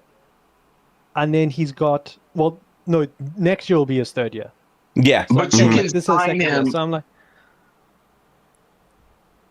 you can sign him with 2 years left, right? I think he becomes extension eligible next year, right? Give him like a 2-year extension, yeah. Yeah, right. But I don't think he'll sign that because they need to prove that they make the team better. So yeah, maybe if they go on a good run this year and they say we can improve again, then he'll sign that though. Am I the only nigga that feels like the Timberwolves have made some mistakes? Yes, but the Timberwolves, every move they made as the shit was happening, no nigga was like, "Oh my god, the Timberwolves are so fucking stupid." Like other than the Gobert trade, except for the Gobert trade at the beginning. Yes, except for the Gobert trade at the beginning. I'm talking about the cat trade. A lot of people said that was dumb. Yeah, but I also don't think. But it was an apron situation, and we just came off Cat leaving. No. We also you got to go back and remember. Like people can I remember say that, but the consensus was we made the conference finals. Cat did fucking nothing, and he left Ant out there to die. That was okay. But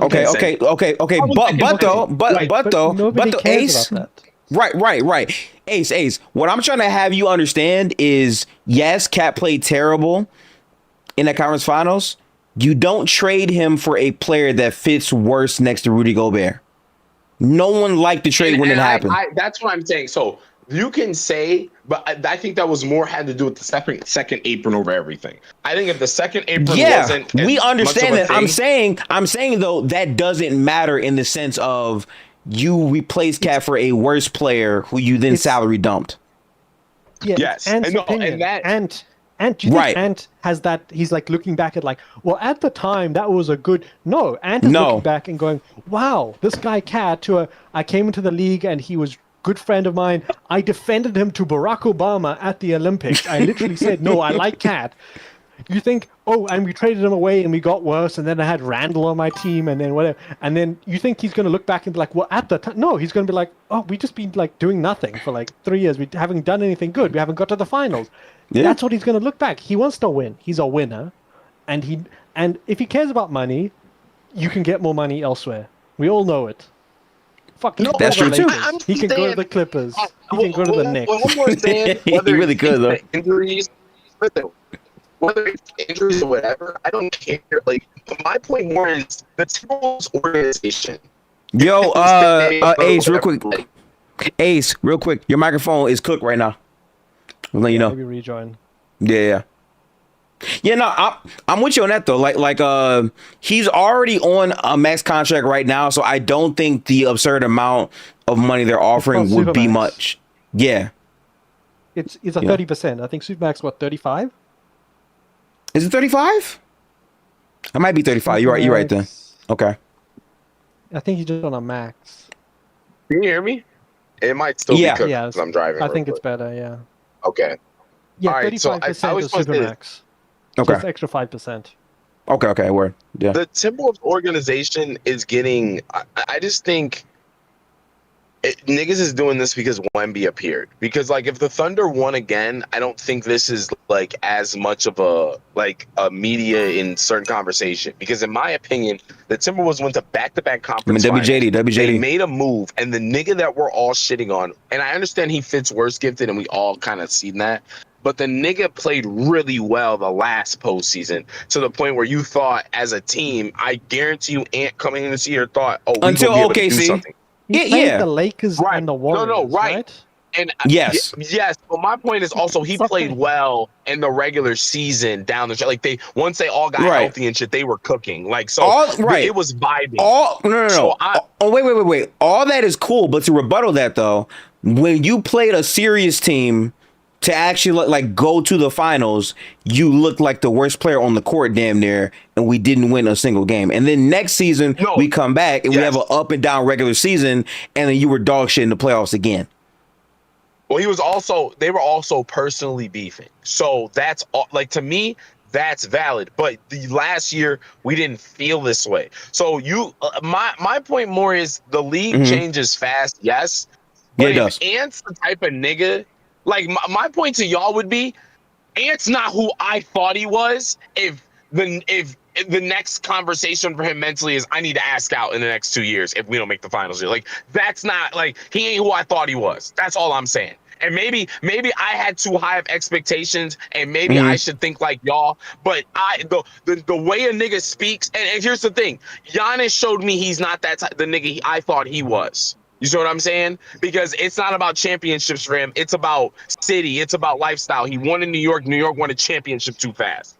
But I'm just saying, Ant to me did not give me the vibes of my organization put me in position where we're consistently contenders in the West. We always make the second or third round, and I need to ask out immediately. He didn't give me Durant vibes. I'm sorry. So if that's who he is, no.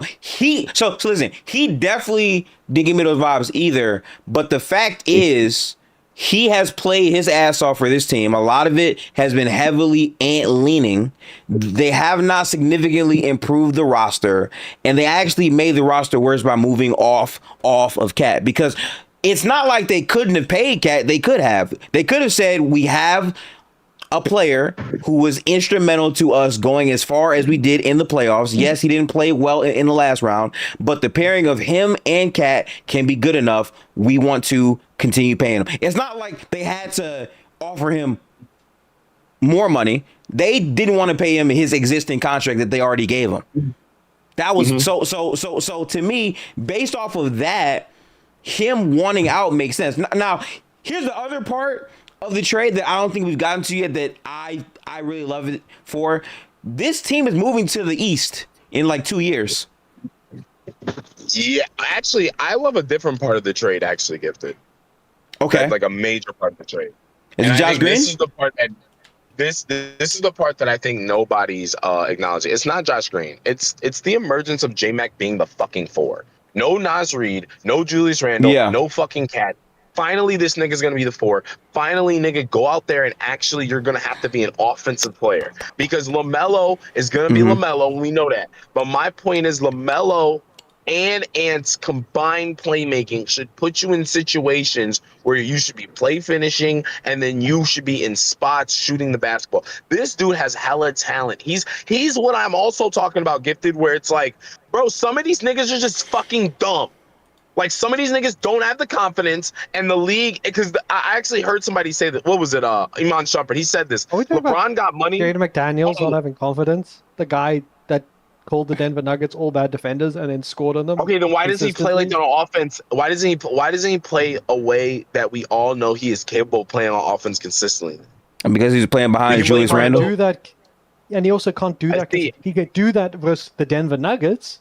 He can't do that versus the Spurs because it's different defense. You see, I don't like the idea of going straight to the Spurs. My point is, I've seen you do this against teams with bad defenders or middling defenders. Why are you not more aggressive? And that is what I'm talking about when I say niggas with IQ and niggas who don't have IQ. My point is, niggas who have insane IQ, which they get to their spots, even if they're not the best player ever, they're consistent. Can I give you an example? Tobias Harris is nowhere near fucking as talented as J-Mac. But Tobias Harris took what he had. No matter what niggas want to say about Tobias Harris, Tobias Harris' talent does not deem fucking all-star, yet he got one. He's a better shot maker than Jaden, though. I don't really understand what you mean. Yeah, I agree. No, I agree, Gifted. But also, does Tobias Harris do a bunch of shit on the basketball court where you're like, that doesn't make sense? Or does Tobias Harris do the same shit? He just be clunking that shit when you need him. That's repetition. It, bro. And that's what I'm saying. Niggas do not be consistent. But you're also comparing a younger player to a older veteran player that has years and years. It's like 26 years old, bro. That's not comparable to Tobias Harris. 35. No, but I am comparing Tobias Harris even like when he was like leaving the Clippers and he first got to the Sixers, bro. When he was that age, he was like, it's the same shit, bro. He didn't change his game. I just don't like, only recently become a scorer of that level. I understand. He wasn't that in college. He wasn't exactly. But he has the ability. And he has the ability, but to train that ability, you have to keep playing at this level consistently. He has like 2 seasons of showing this growth. And ironically, the reason why we even saw it is because Randall got hurt for a couple games and he had to play a increased role and showed it. Yeah, but if we're being honest, I felt this way a long time. I don't like Jaden at the 4 either. I'd rather have him at like the 2. Like I want to have a 4 who's bigger and like I think a rebound. At the 3 is perfect. I love him at the 3, but I don't know if they're gonna really get that. Big. I like him as a fake 4. Big players. Big players. Yeah. I agree he with could that. be a small ball 4. I'll take that, but he can't be a full-time 4. I don't. So that's where I'm at with it, is more like he's just a wing 4. Where like they need to just. Here's what I'm saying: if you got 2 J-Max, you're good. You know what I'm trying to say?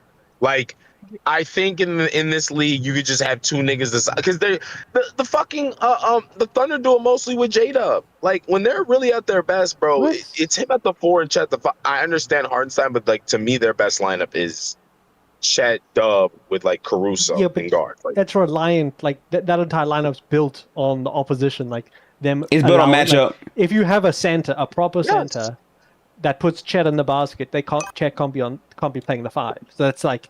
I'm just saying their best lineup. Like you're having a discussion about them having flexibility. I'm having a discussion about what their best, like what the best lineup would be, and the best lineup is that. I just don't think that lineup is like. I mean, that's true in a vacuum, but he's saying right. He's saying even though that might be their most potent lineup, that lineup can only be effective in certain overall situations. Like they're not going to run that lineup all the time based on the size in the Western Conference. Like you're not going to run that consistently versus Denver. But you run that. I mean. I'm being real with you. They run that. They run that shit 80%. Like my point to y'all is most of the shit y'all are saying is very situational. They run that shit against 80% of the league. Like that's all I'm saying. Like they run it 80% of the time. I understand there's gonna be certain situations you want J-Mac at the 3, but versus most of the league on most nights, you're just gonna be able to get that shit off. Fair. I just don't think you were fundamentally a better basketball team if Jaden's at the 4. That's the simplest way I can put it. You're a better basketball team if you have a more skilled strength 4 who plays that on top of Jaden. I think that's way better, in my opinion. So what if it's just a great 3-and-D wing? I mean 3-and-D like 3, and then J-Max playing like the 4. Like what if you just have 2 demon? I mean, like in theory, that'd be like Josh Green. Like I'm pretty sure there's gonna be times where like. You see Josh Green in the lineup because he can shoot and play POA defense. But, like, I don't know the ceiling of that. I will say this about Minnesota, and this is why I give them bail again. I do like their team a little bit in theory, like, as far as they have a lot of where the league's going. They have a lot of guards and wings. You know what I'm saying? They got a lot of athleticism. Like, they're really a piece away now to me. Like, one more effective front court scorer. Which should be J-Mac. I think the league's going big. I think they're going fucking huge. I'm looking I agree at with Memphis. Who's Edie? Huge lineup. Spurs, Quinton, Reed, Wemby, Cornette, like big. I'm looking like Nuggets are Nuggets. I'm looking at OKC, Mara, fucking Chet, iHeart, J Will. It's gonna be size, bro. Enormous teams. You mean like rolling out people? It's like. Yeah, it's 2 7-footers is not going to be that uncommon. Like, oh, there's not a 7-footer. Yeah, my 4 is 6'10" with like a 7'3" wingspan, or Cameron Boozer who can like push a bus around. Yeah. And that's why like I wouldn't want to trade Nas because of that reason. But again, to get a player like Ball, I understand. Like that's what it means to do business. You're gonna give away something you didn't want to. But it makes sense for the build they're trying to go for. Like, they effectively are trying to retilt their build. Because realistically, you're not winning shit with Randall and these guys. Like, I think the ceiling of what their team could be is more realized if the front office can make magic and find that 4. But the framework's there. Yeah, the 4 is big. Like, that's make or break for me. But I'm looking at, like, Thunder's going to be huge. Spurs are going to be huge. Nuggets... but Jokic is still Jokic. Lakers are going to be non-existent. Rockets are already enormous. Oh, yeah. Oh, my God. The size on the Lakers is going to be It's gonna be tough. Blazers, they have Klingon, but and then like I think the Jazz are gonna be good. No, the Jazz gonna be humongous too, for sure. Yeah, Yeah. Tesla, Triple J, Ace Bailey out there, Laurie. That's like, oh my god, it's enormous teams. Grizzlies are gonna be enormous. Yeah. Mavs, no. Mavs will be okay, pretty big. Like I just think it's gonna be the West is gonna be I think the big era is kind of back, but it's more skilled bigs. Yeah. But a lot of very physical bigs as well. But that's why I like this trade, because even though the NBA is going overall in this direction, you still need to have like good talent point guard play. You still need to have guys who can consistently touch the paint and then generate threes. And more importantly, to go into the Eastern Conference, like I just think the bigger matchups between the Spurs, OKC, Denver, whoever, are more out west than out east. I think that benefits them. Yeah. You know? Yeah, I think they need some of their big draft picks to hit. I think they need Berenger or that Aussie. Oh, Berenger got to hit. Up. I think Berenger got to hit. They also have an Aussie pick. Apparently he's an asshole, but who knows? Oh, they do? Like they need. Yeah, but I don't think he's that good. But yeah, they need something, because Gobert, he's declining. He's still amazing. Like I think he's becoming smarter every year, and he's still strong, and he looks after his body well. But he's going to decline at some point significantly, and then it's just like, and then he comes off the deal, and it's like, do you just let him walk for the money, or do you trade him with an extent? I don't know, but yeah, like he's going to be gone soon. So even if you lock in Melo and Ant and they're good, and you keep them on, and that's your core, it's like, okay, now we need to rebuild our bigs, because Gobert will be gone soon, and that'll be a big thing, because yeah, he's been their identity since he got traded there already. A long More time. so than anyone else on the team. Yeah, he is. Yeah. He, in my opinion, defines the team more than anyone else. I'm not mad at that take. Damn, that's so. Yeah, I'm trying to figure out like. Oh man, it's just tough. Like, I don't know. Luka coming together in 3 years. Oh, here we go with this Lucas shit. I'm not gonna lie to you. Paying Austin Reeves 145 M's is very tough. Mad. No, Lakers are cooked, in my opinion. Listen. I am not doing this with everybody else. Yes, I you am are. perfectly fine paying Austin Reeves. I've told you this before, Gifted. This nigga is a hooper. I am perfectly fine. We just gotta surround them boys with real defensive talent. And we gotta really, really buy in, because I think niggas can hoop. Luka just want to ISO anyways, and Reeves can do his part. But he's who is your center? I'm not that opposed to paying him that much money. I think maybe slightly too much without proven in the playoffs, but I'm fine with that. My problem is you can't pay them both a max. I'm like, you basically, in the current NBA, you get 2 maxes and then like a 30 million, 35 maybe, and then everyone else is on like 12 to 15-ish or whatever. And you can mix that up a bit, but like you only get really 2 maxes with the current CBA. And I'm just like, that can't be Reeves. They're so redundant. Like, neither plays that well off ball. Like Reeves isn't a huge catch and shoot threat. I don't think I think he's too reliant on the whistle when he's driving. I'm just like, I think he'll do amazing on a different team. I think he's potentially worth that on a different team. I just don't think he's worth that on the Lakers necessarily. Yeah, because like you have 2 players who are defense liabilities. I think Luka can be neutral at times. I just think both of them really makes it hard. You don't have elite POA. You're relying on Marcus Smart for that. You're probably gonna lose LeBron, which like at least gave you some size, so that was cool. And you have DeAndre Ayton as your rim protector. Like it's a lot wrong with this team. I don't know, man. Could I Chris fucking Sinek Jr., but you know, shout out to McCarthy. They also, I mean, we talked about, I brought up the term bum slayer. Talking about LaMelo. That's the Lakers. They beat bad teams by a lot. And then they have a losing record against top 15 teams this year. And that shows consistency, and it shows you have the stuff to show up consistently. beat the bad teams. That's great. There's going to be less bad teams.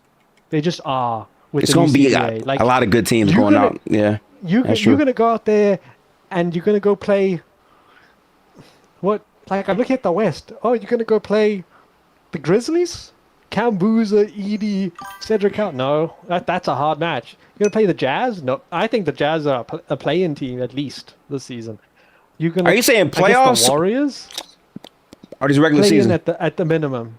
Yeah, I'm saying in the regular season, you're going to go play these teams. I'm just like, I think there are a lot of teams just... insane, Brian. I've seen that. Like, insane, bro. Hooper. No, we want to win now. And we're incentivized to win. And, yeah, I'm gonna double Luka, and I'm gonna be physical with Reeves, and I'm gonna try set a tone this time, and I'm gonna have Edie put Ayton in the basket every time he goes down the court, and I'm like, I just don't. I just don't see them being. I don't think they break 50 wins next year. They're what, 53? I don't think. I say like sub 48 next year. It's just weird though, because all that being said, they still have two guys that down the stretch can dominate a game and control it enough to win. Like, that's kind of how they won a good amount of the games this year. Yeah, no, they're super clutch, and it's also it's a really good, like, if you're a good clutch team, the reffing helps you a lot, because refs do try to bring teams back into the game. Like, even I don't know if people will want to talk about that, but it's like, yeah, when you're leading by 15-20, you don't get the same calls. You do not. Like, yeah, no. You do not. So generally teams don't run away with it, and that plus 3-point shooting, leads go away, and then it's a 10-point game, 5-point game at the end, and then you have Luka and you just win. So yeah, I think that is a part, but I just think teams are going to be less complacent, less likely to give up. Maybe that 20-point lead doesn't go away that like it used to. I gotta see who these bigs are, man, because like Aiden not moving me worth a damn. I'm sorry, eyes don't see it, bro. I don't see who's not moving you. I don't think you heard me, bro. Kessler. I don't think they can afford Kessler with the Raiders. Oh, I think Kessler probably stays. Yeah, I don't think they can afford Kessler with Reeves on that max. Listen, I think Kessler. The Lakers. Listen, the Lakers needed all the Lakers have to do. This is why we getting irritated. He about to keep out the cap up, chat. I'm dead ass not gonna cap, bro. This center shit. I am so tired of these conversations. You have a Luka Doncic and here we go with this shit. Nigga, go find any fucking athletic nigga who can rebound and defend and catch a lob. Name the players. Wow, bro, so easy to find. Bro, find that nigga. You know, you can just walk down the street and just find a 7-footer. It's like super easy. Right, exactly. See, the problem is The problem is, me and y'all, we're not saying the same thing. See, what y'all are saying is find a good NBA player. You're talking about Hayes. I am saying, right. Jackson Hayes, yeah. He's someone Jackson Hayes. Basically, but actually a good defender though. You know what I'm saying? Like, I don't know. I'm not even concerned about the rebounding, to be honest. Like, the rebounding could be hit or miss. I need you to be a great rim protector. That's it, and catch lobs. I swear to God, you could find that. And I'm so tired of the discussion being like, you have to give up so much. I don't know who you're talking about. Like, name Mitchell a Robinson player. is like the only one I can think of. No. Sign Mitchell Robinson, and you'll get injured, and then the Lakers will hate him. Right. Lakers will hate him. We could have just drafted any one of these young athletic centers that came out in the last couple. I'm not even talking about the top of the draft. That's wild, in the second round or the late first, and just progress them. But instead, we took some stupid fucking picks because JJ don't like certain niggas, which is okay because JJ's still my coach. But I'm just saying, there were opportunities. You know what I'm trying to say? Like, there's opportunities. That's true. That's true. Even our pick last year, I liked Adu Theory as an athletic type of piece next to these guards who are not athletic, right? He has a lot of good, like, hustle type traits. JJ has to be willing to play niggas if they're rookies or young niggas. Like, we can't do this whole, I'm just not going to play niggas. I'm going to just play Marcus Smart and shit, which is cool because Marcus Smart was good for us. I'm just saying, he has to be willing to play young niggas. He has to show me that. He's not shown me that yet. So this year you picked Sergio Delara, whatever, and then did you pick someone else? You traded up for him, Cam something. But he I was heard Sergio pretty good. 25. Carr. Listen, we got Cam Carr. Cam I'm Carr, big then, on okay. Cam Carr. Oh, yeah, I he- wanted Cam He not bad at all. Carr, and He not bad at all. Yeah. I'm Yeah, I not don't mad know. at all. Listen to me. I'm not mad at all about Cam Carr. He's athletic. He's going to be an electric shooter. He is going to be perfect. He's going to be a great player to put next to Luka and Reeves on a consistent night basis, in my opinion. As a fit, and also I just like the actual player's talent. I would have liked Yeah, Christian I Act think- Jr. more because Christian Act Jr. is literally what the fuck I am talking about. Young niggas, 6'11", 6'10", 6'11", great wingspan. He has more than just catch a lob ability. You see what I'm saying? And I just felt like, I don't know, you want a center for now in the future? You were gift wrapped one at 25, and you put your nose up at it, Pelinka. Now, Pelinka did get a guy that could be a dude that's just electric from three and a great defender, so and a slasher. So I'm cool with that. But no, he might have actually got a really like a role player plus. Like he might just be a starter plus. You know what I mean? Like just a really good player. But I wanted Sinak Jr. But I need him to play these niggas. Like I need Cam Carr on that my basketball screen next year. I think it's more important than ever for like teams to play the players they draft a little bit earlier, because like you gotta really maximize their overall first year contract. Those rookie deals are important windows now. Yes, Absolutely. unless you get niggas on all fucking 360 deals. I think like the Spurs got Champagny. Yeah, but that was just like we got him for super cheap and he just developed into a good shooter, which is like, that's nice, but like you can't guarantee that. Yeah, I guess you know maybe what? hire some shooting coaches. But you have, like, you no can't one guarantee Yeah. it, but you know what you can do? You know what you Try. can do? You can recognize traits Actually, and character, and you can just invest in niggas. Isn't the You entire can- Grizzlies team poached from your G League? Like the entire Grizzlies team? Damn near, Stop bro. talking to me. I hate these niggas. I hate these niggas. Damn near though. And the one nigga they didn't poach is a nigga I wanted to draft last year. Isn't that hilarious? Like fucking. But I just think you underestimate the jump from, oh, I'm a good college big, I catch lobs, to, oh, okay, please run pick and roll and dunk on Wemby, please. It was good, Corey. We are talking about the LaMelo Ball trade and the state to the NBA right now. It was good. Niggas to do. See, I my just think center, Jackson Hayes I'm does not that. asking you to dunk on Wemby. If Wemby puts up a weak ass layup, I'm asking you to block Wemby. That's what I'm saying. Very slanted in what I'm asking for. I'm asking, Gifted, you know how I say no more one-way players in the NBA? I am asking for a one-way player. Let's go get some more one-way players, bro. Sure. He wants Rudy Gobert like. No, I'm dead ass though. Like I'm That dead shit ass nasty, asking bro. for a one-way player, bro. Because if I can just put him with bro, and if I can put him with the guards, we're good, bro. We're good. All right, now. I don't know. I just watched these 7-footers and I'm like, oh, I don't think you're he has good. bricks for feet. Yeah, I do not think you're good, bro. No. An entire cinder blocks for hands. Yo, I look at what that Portland Chinese center. What's his face? you're talking about The I know. knockoff Yao Ming clone. That's Is it bad. Yang Hansen? Yang Hansen, right? Yes. Yeah, yeah. Yes. He's bro. atrocious. He's And I was bad. like, Yeah, he's bad. huh? No, Look, man, that's valid, but when they drafted him- I do when not they think you drafted can him- Ace. I don't think you want to get away with a one-way player at your 5 position. I think that's horrible. I don't want an I think all you need to defense catch lobs big at least. at the very What? least, bro. Okay, what's Derek Lively? Because Derek Lively to me, I mean, he don't is play. an all deep So right now, but the year, the Anthony good year he Davis, had, right? right? right. He was a one-way player with the offensive trait though. He was a pretty good passer for a big. Like That's true, that's Good true. hands. Like, He had good hands. like so. He can dunk the I'll ball. give him that. Good I don't want to dunk, make it seem athletic. like, because I don't want to act like Derek Lively was just like mid-row. Like he was very No, good. I'm he was just good. saying. I'm just Yeah. Derek I'm just saying, Lively as I Jackson can't- Hayes with defense. Not wrong. Like- right. But I'm Yeah. saying I can't find a nigga who is a B plus. I'm not even asking for A plus. I'm not asking for no Wemby. I mean, no Ace. think- I can literally name you bigs right now, dead ass. Like I'm looking at all the free agents, bro. would go good. Would be good on Bro, the Lakers. he would be great on the Lakers, bro. He would be phenomenal on the Lakers. No. If they had Kalkbrenner. Ryan Kalkbrenner, he'd be fire on the Lakers, bro. He'd be my fire on the God, Lakers for sure. I'm Yeah. not gonna lie to you. The things I would do to get He would be Kalkbrenner fire on the team, Lakers, nigga, bro. Yes.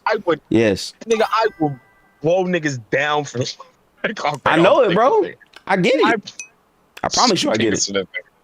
I've been He would look begging, fire on the bro. Lakers. Goodness knows, I wanted that nigga on the Lakers so bad last year. Pre-draft. That or the Magic. I was Yeah. crashing when the Magic didn't pick him, bro. You did I say was that. crashing. Yeah.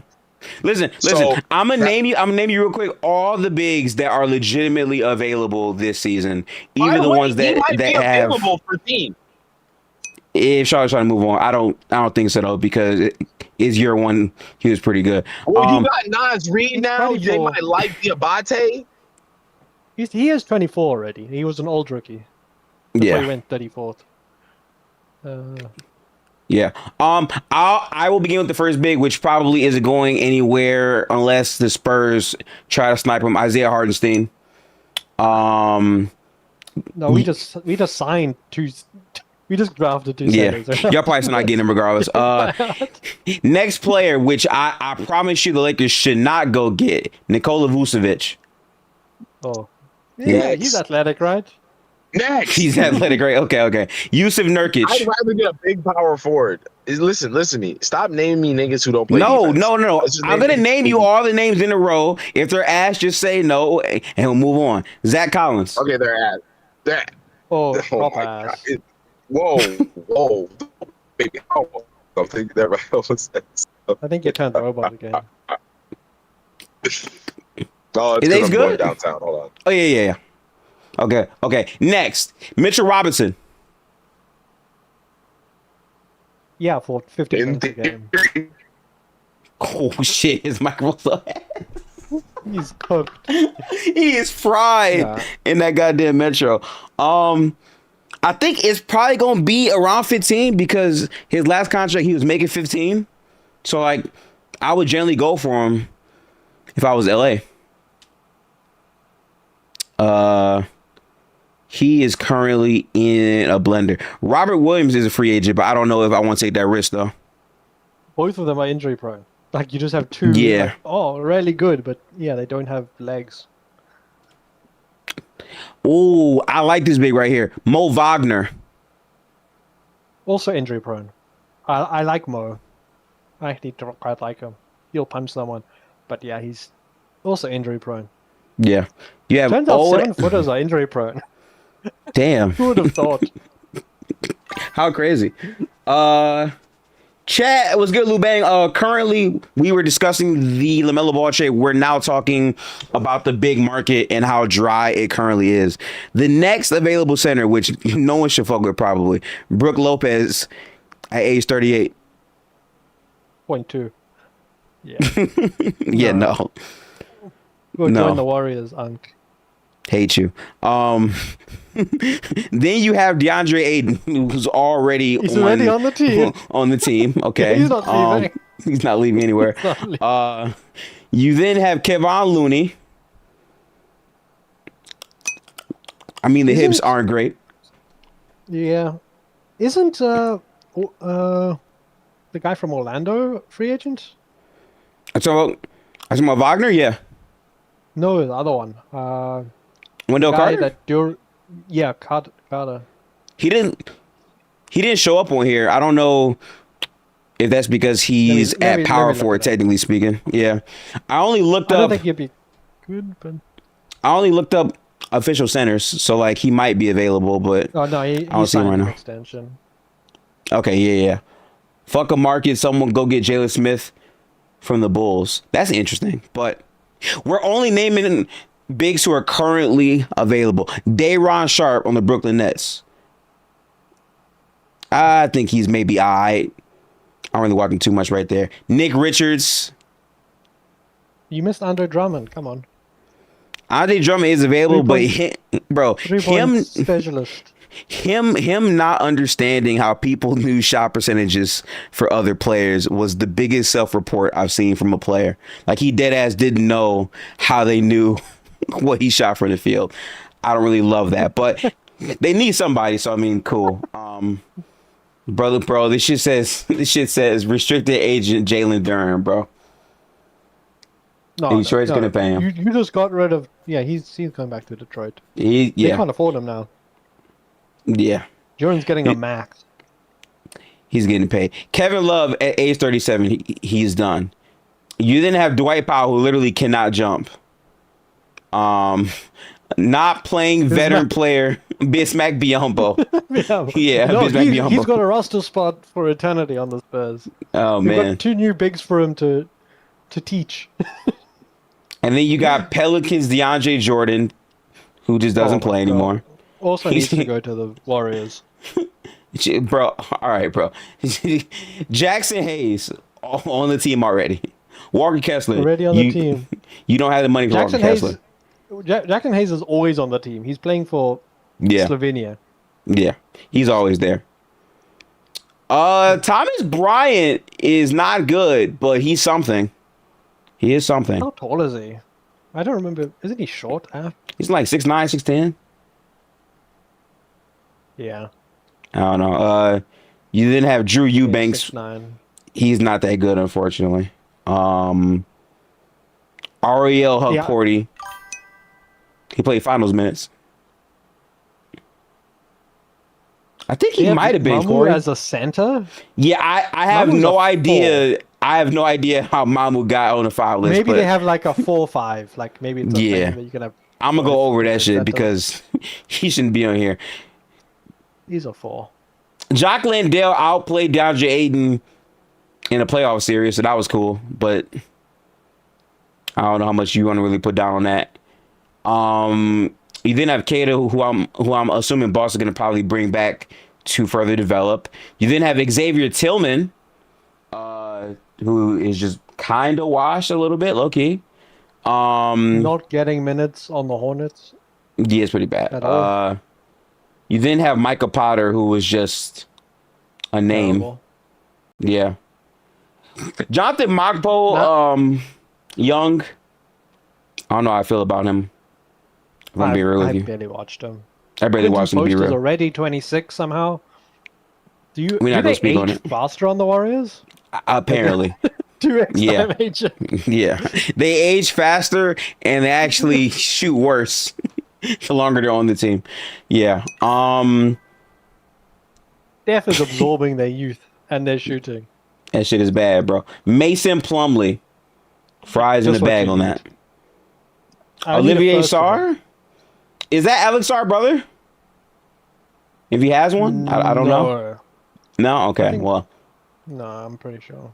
I don't know what he's really good for. Josh Aduro. Have not seen him play a single lick of basketball. I'm not gonna lie to you. Charles Bassey's actually good. I hope we keep him. He wasn't bad. He played. They are related. Olivia is related to. Oh, they are related. Okay, better. So this is his brother then. So he might be good. He might be good, maybe. Yeah. I like Charles He's old, Bassey. he's 27. Yeah, word. He's not good. I hope Charles Bassey remains on the Warriors because he played some pretty good minutes when he was playing. I actually didn't hate it on this team specifically. I don't know how good he is in a vacuum, but He's like a shorter hater. I don't know. He's not as athletic, but he's got hustle, and he's. I don't know. Yeah. I didn't like him that much on the Spurs. Better than Bismack there. he's undersized. But like we had so many bad bigs, he just looked good. So like, I didn't hate it. He's physical. He'll get Yeah, it. yeah. And try and rebound and stuff. You then have Christian Koloko, who's Yeah, just this is nothing. I don't even know Lachlan who the last Ulbrich. person is. Oh, we're getting to people that have 0 on their contract. Yeah, Lachlan. Oh, yes, Vladislav Golden, Brandon Carlson, who actually does somewhat okay for OKC. But yeah, The that's Lakers got it. paid $30,000 last year. That's fucking wild. Yeah, but like that's the big list. So chat, like I'm being so dead ass. Yeah. People laughed at the Pacers, but overpaying might have been the answer for the Pacers. Cause what big would they have gotten if they didn't overpay? I don't understand how the Bulls got Claxton for free. I don't. Like, Yeah, he's for a really free. good big. For free. What the fuck are you doing? Like, I don't think You know, Claxton the Lakers is would- that I think good that- anymore, but I he's think still that- good. I think the Lakers would give you like 3 seconds, 5 seconds for Claxton at this point. I don't know. And they might do that. They might, yeah. I think I just think he's playing on a shitty team. I think he can be better than he's shown, but I don't think he's. That's possible too. I think he could do. I mean, he's also playing with like 5 rookie PGs as a center. He's been injured. He's been learning how to shoot more as well. And Like, MPJ, yeah. that's like the worst possible combination for actually scoring as a center is MPJ and a bunch of rookie PGs. Yeah, it's a little tough. You're not getting the ball, or you're getting the ball at the wrong time. Josh Giddey will get him right probably. So yeah, but like that's why I'm saying if you didn't get your bigs last year or like actively in the draft, it's gonna look rough for you in this offseason. I don't know. That's how I was happy. We drafted 2 bigs, and I was perfectly happy with it. I'm like, if they don't like, if one turns like if Quinton turns out to be really good, as I hope he will be, and the injury sorts itself out, gets those stem cells. And does he have to then- get surgery like before the season? It's just a cleanup. Like, he has some minor pain apparently. Like, they checked him out, so it'll be like 3 months of recovery, and then like 6 months till he plays, probably from now. Yeah, they probably give him a surgery right now, so he'll probably be playing sometime By like this season, December? but yeah, G League probably. Like, Okay. like they'll take it very Yeah. slow. We don't need him. And then And there's I'm- Reed, who's another big. And this is why Golden State overpaid, I believe, Al Horford because he was actually good for us. So like I understand it. Yeah, I like Yeah. Al Horford. Like, he's slow as anything, but spacing bigs are just He was hitting that goddamn shot when it mattered. So I ain't mad for it. yeah. It must be a I little- just think people don't realize it's so hard to get a good 7-footer. yeah. Stacked I like this. I actually look at the Pacers differently now because it's like, yes, you overpaid, but dead ass. If this is the crop of big remaining, they would have been cooked if they didn't overpay. Yeah, I think both Ihart and Kessler are getting like 35 easily. I think if the Lakers hadn't paid Austin the max, paid him slightly less, I think They would have paid this shit out of Kessler. I think they would Yeah. have paid Kessler like Yeah. 38. They would have paid him big Easy. money. Because, like, what the fuck? Like, I don't know where you go for bigs. Yeah. I don't know, Luke, if you've seen the big list for the free agents. It's really bad, bro. The big list for free agents, Yes, like the it is. Yeah, bro, it is a lot of unplayable centers on this fucking list, bro. The power forward list So I is pretty know- good. So, what's the power forward list, Joe? Like Braun, Tobias, John Collins, Draymond, but he'll stay. Kuminga, Rui Hachimura, Rui, Porzingis, Dean Wade, Kenrich. Dean Wade. I think Tari Easton's I on know there. If the Timberwolves can do that, they better grab one of them niggas. Is Hey. Jason Jackson good? I can't remember. So like it's weird because he wasn't for a lot of the season, and then at the end he started looking good. So I don't know. Yeah. I think Memphis is gonna probably keep him at least 2 more years. Oh, it's a club I had to option. guess. Yeah, they'll keep him. They'll keep Yeah. him as a club option. But yeah, like the level, like I think the center has like center choices like 2 bigs is Kessler, Ihart, that are both going to get overpaid, and then nothing. It's going to be like injured. Literally nothing Mitchell after Robinson. that. Yeah, it's bad Like after Mitchell that, bro. Robinson is the 3rd best, so I'm like, yeah, I'll take the power forward list is much better. But And that's And then you why look at he's the gone guard because list. there's definitely a team that's gonna overpay Mitchell Robinson too. the guard list is insane. It's just, like, Regardless, everyone. let me pick the guard list real quick. Yeah, So but for it's a lot of guards, play options that people pick up. Zach LaVine, James Harden, CJ McCollum, Anthony Simons, Fred VanVleet, Damn. Norman Powell, Colin Sexton, yeah, Bogdan, the useless, Dort, Lou Dort, who is a Laker. Thibault, Luke Kennard, I ain't gonna lie, bro. Quentin Gabe Vincent might go back Grimes. to the Heat. Benedict Mathurin, Marcus Smart, like just a lot.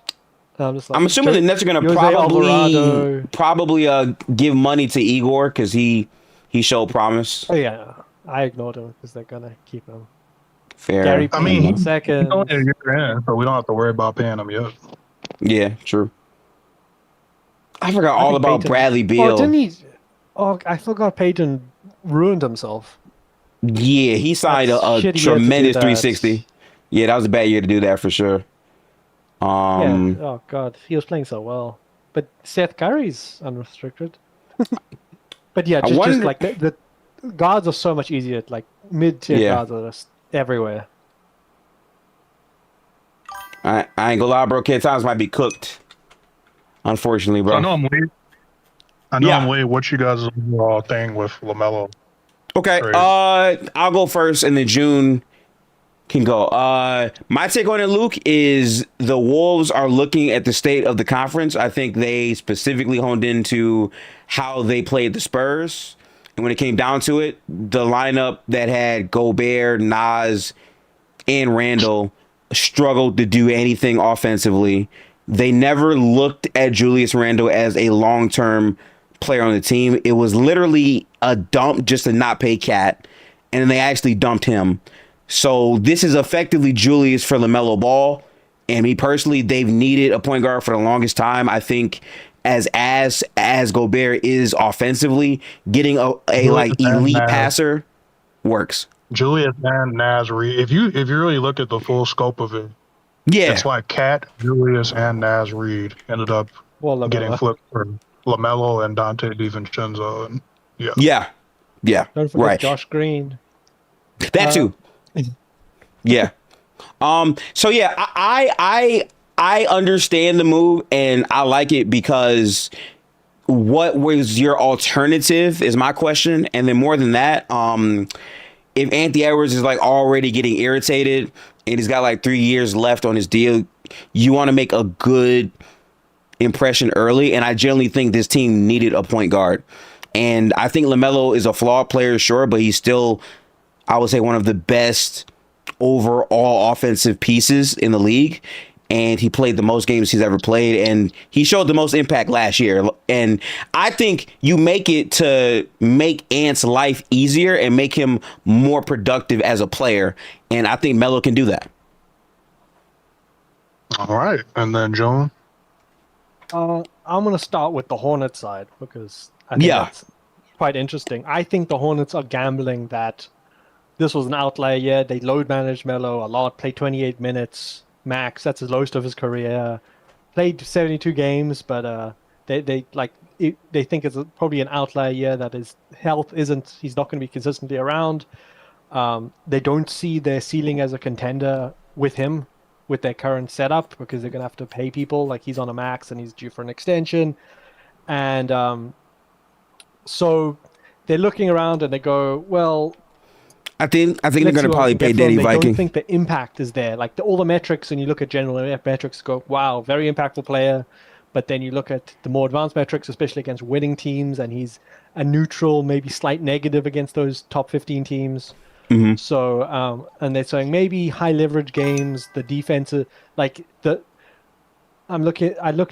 Mars was reading them out or pushed them earlier, but essentially. Yeah, low-key, Brian. Against bad teams, he needs an offensive rating of like 130, which is insane. Against top 15 teams, it's like 120. Still really good, but it's he's still like a slight net negative because the defense is horrendous with him on the floor against really good teams. So I think they don't see the impact quite there to see him as like a 1A option, and they'd rather, instead of try to contend now and try to build more capital in the draft, get younger players, and gamble that he won't be healthy with the Wolves, and that the Wolves situation will collapse at some point, and that the picks that they get out of that will be somewhat profitable.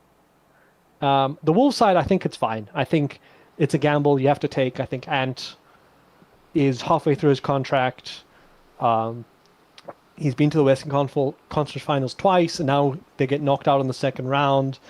Bit of a disappointment. If that happens again next year, if they didn't make changes, maybe he's looking at the team not quite the same.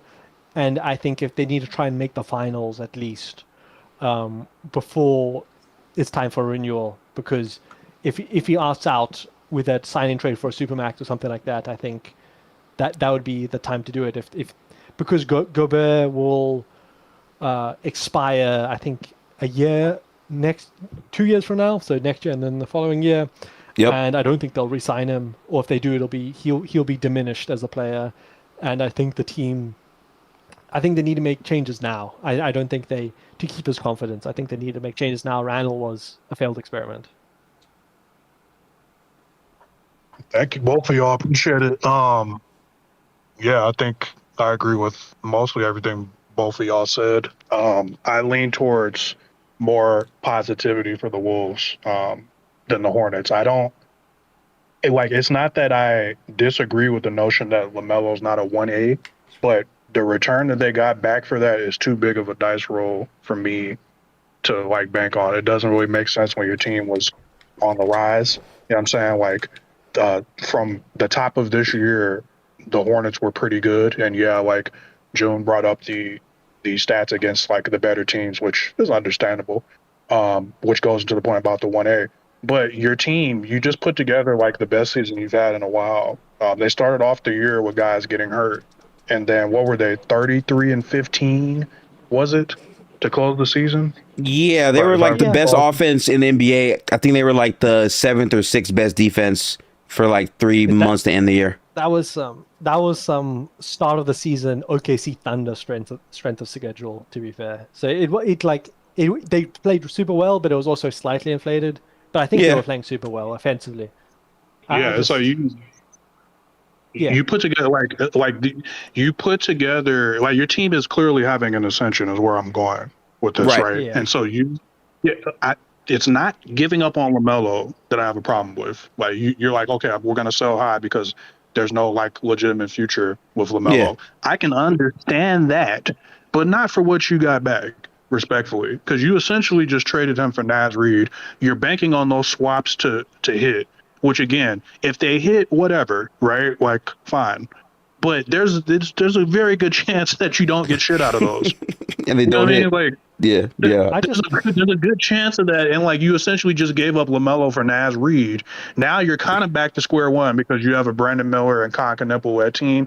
If your whole thing is going to be we're going to hoard as much assets as we can while we have these young guys, it's whatever. But to me, I think that you should keep a good player unless you can get a really good haul back for them, which I don't think that they did. Now, on the Wolves' perspective, you got a point guard that really fits well with Anthony Edwards, who's a great off-ball player.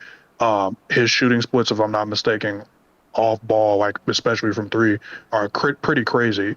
I want to say last year he shot like 50% from three. I mean, we know Ant is a great shooter. He shot 50% from three on catch and shoots, if my memory serves right. He might take over 250 of those shots now because with LaMelo, he's just going to force Ant into more comfortable threes as a whole. They won't let him. Right, and we know they'll guard him tighter, and you'll cut. Say again, Joe? They'll guard him tighter, and then that will come as athleticism where you'll cut, and they'll have some play off that. But I don't think they're not going to let Ant's just so lethal. They won't let him take catch and shoots to that extent. They'll rather gamble at the rim. Even if he dunks on everything. That's true. I'm more thinking like the transition aspect because LaMelo's lethal in that regard and things like that. Like, and then just out of structure stuff. Now they don't have the front line that they used to have. So like I don't know about the offensive rebound, second attempt things, like the stuff like that. But the Wolves have always needed a point guard. This whole era of always, bro. This Ant and everything, they've needed a point guard badly, and you can't have really hoped for much better than this. Like, I don't know what alternative option they would have gotten that would have superseded having LaMelo, who was generally a good player, in the 72 games he played last year. So I want to say they were +8 with him, 125 offense with him on the court overall.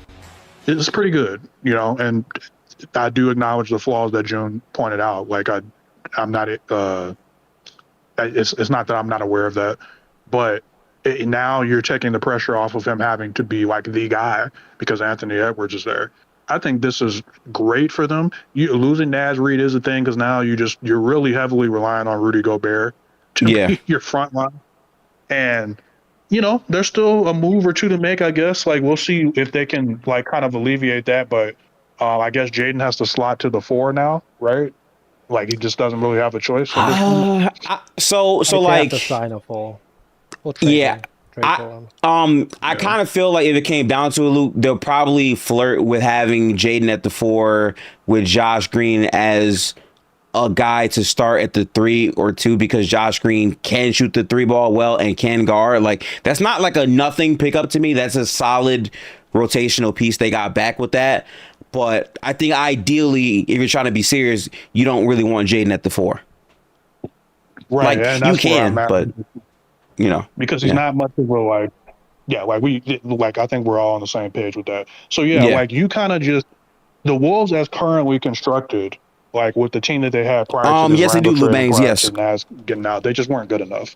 Like, we know that. Like, even if Dante came back healthy and everything, like, I don't see them superseding the Third. I don't see them superseding the Thunder, especially now with the additions the Thunder made.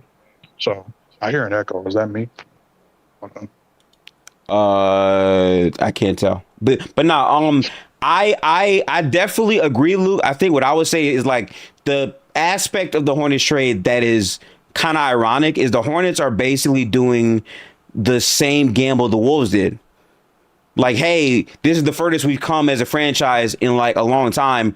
We're going to gamble on resources being available for us and not paying a player for like the cap. And it didn't really pan out for them. So it's curious about where that's going to go and how that works. I think the way I view this is different if they got more actual guaranteed draft picks. They only got one guaranteed, I think, first round pick unprotected with three second round picks. Yeah, that's the problem for me. That's my problem. Like, that's not a good enough haul. And also, the Wolves, what they got back was more than what the Hornets got back. Like you're right that it's comparable mindset, but it's like they got 2 good starters. Like, you got Dante back, you got Julius Randle back. They're able to salary dump Randle effectively so they can open up getting LaMelo. I mean, Naz Reid, like, I would be the people. I've talked to some people who are positive about what the Hornets did, and I would understand it more, like I said, if they had just gotten more back. That's my thing. I'm not opposed to the idea that LaMelo isn't it, right? Yeah, but I do think trading for Kobe White beforehand and having him be the point guard was a good idea for you to do. I think for like the first maybe 3 years of this, though, because they did need a guard, and Kobe White's actually good. I mean, he did a lot of good things for Charlotte. So like, I don't hate the idea of him. Yeah, same. He's their replacement for now, I think. Yeah. I don't know. I think like it's a gamble. As you say, it's a big gamble for the Hornets. I think the dice are slightly loaded because of the injury concern. So that's why I think the gamble's maybe slightly better than people think. But yeah, also, I don't know how... I know people... He's a good player, all-star, multiple times. But RPGs as valued as other positions in the NBA, as in draft capital-wise, when you're trading for someone. Where it's like, yeah, an elite PG, but I'm not sure. Unless you're a superstar, I don't know. Because like Trae Young got dumped for nothing. Ja Morant's a negative asset. LaMelo had a good season, but historically had issues. Like, they do take a bigger sample size than a single season, especially with injury concerns. I don't know. I'll give De'Aaron Fox away for a couple bucks. Not really. I don't want to trade Fox because I think this is like stupid to trade him at such a low. But try to go get Naz Reid. I think Naz Reid. I would do that all day long. You're gonna have to add draft picks to it, though. Of course. No, but I think if I get Collins in free agency, if that doesn't work out, maybe. But I think that'll be fine. There is something we left out, though. The biggest thing the Hornets did, which should be the main reason why you're high on the move, is they did create the biggest trade exception in history with $40 million. Now, I don't know how the rules work. I don't know if you're allowed to break that up to get more than one player or if you can only use it one time, but they can go make a big move using that. Or they're trying to get Jaylen Brown or something. I mean, they could ironically, but that's only if Boston is trying to like OD salary dump because we'll still have to give up like a whole lot of picks and it could be multiple players. Oh, okay, cool. Then. So then, yeah, what they do with that will really dictate how I look at Charlotte because you can get some really good players with that money. But here's the thing. Go ahead, John. I have an idea where they're trying to build through the draft still, build a younger core, and I say they just gamble on Ja. Eat his money with the trade exception, and it's honestly very low value. I think they could do that. That's not a bad idea. Yeah, that's not a bad idea. And they have the shooting. Like the Grizzlies, they're playing Edie, Boozer, Cedric Howard, who shot 33%. Like Ja can't play on the Grizzlies. Like it's not good shooting on there. He's driving into 6 people and trying to dunk over them. So I'm like, but on the Hornets with God's spacing, literally, like empty. Like you just walk down the court and there's just one guy in front of you. Huh? I'll take it. Actually, that's a very good to be honest with you. And then he only has 2 more years on the books, so it's not like a super detrimental trade to make. And then you can kind of just because plus the Grizzlies are liable to package picks to go along with them. So probably just some seconds or whatever. But like just eat it. If it's bad, just eat it. He can go play in China. So like I guess you put Kobe White as the backup point guard, or do we say Kobe White's the 2? He plays like. You play Ja, Kobe, I guess, Brandon Miller at the 3? No, but then where's Con? The 3. Con at the 3. Miller at the 4. Oh, Miller at the 4 is a little. I mean, he's 6'9", but like I think he's more of a 3 than a 4 for me. He's 6'7". Jesus. Okay, never mind. He's a twig as well. It's weird though, because like I think I would still do it because you pay Kobe White and like he'll still play big minutes. I think if you have White off your bench as a backup, that's even better. And then like you see what Ja gives you, and if Ja's ass, he can be the backup at that point. And I guess to be fair, like ego wise, just start them and then stagger minutes. That's fine.